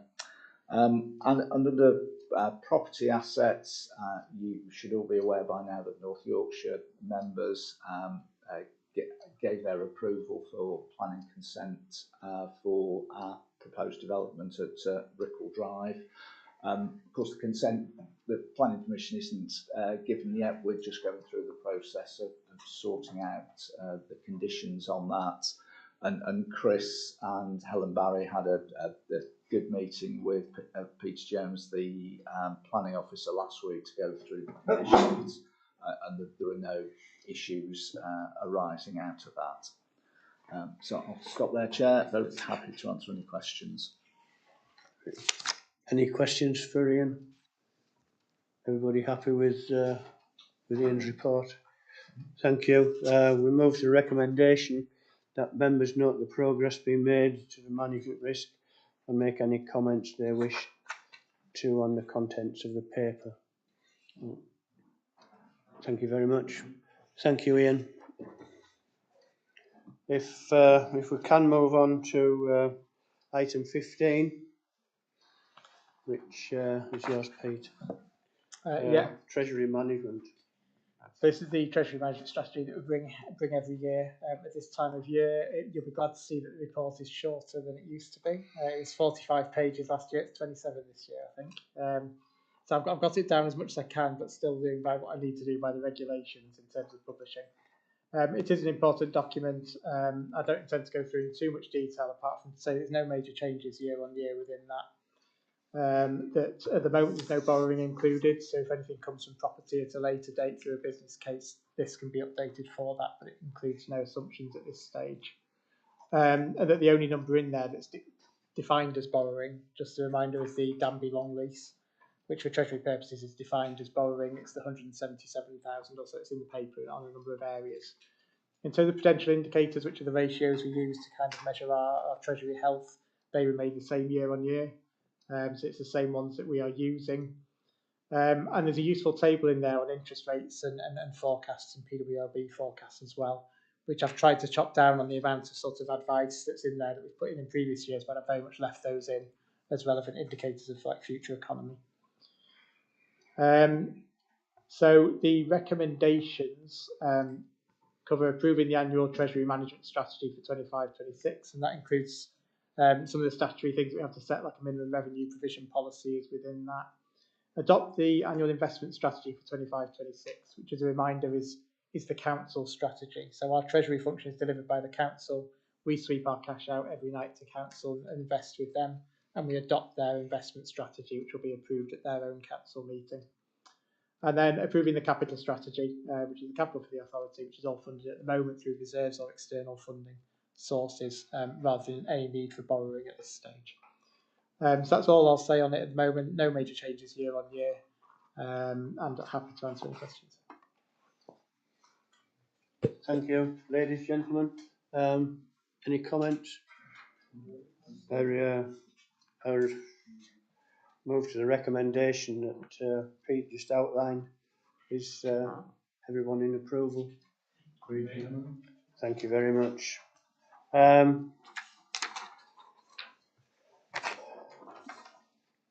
There was item 16. It's just in the opinion of the chair. Should any reason special circumstances to consider a matter of urgency? I haven't got one at the moment. Item 17. Ladies and gents, if we could have your approval to go into private session. The exclusion of public from the meeting during considerations of item 18 and 19 on the grounds that it involves the likely disclosure of exempt information as defined in paragraph 1, 2 and part 1 of Schedule 12A of the Local Government Act 1972. Is everybody happy with that? Thank you.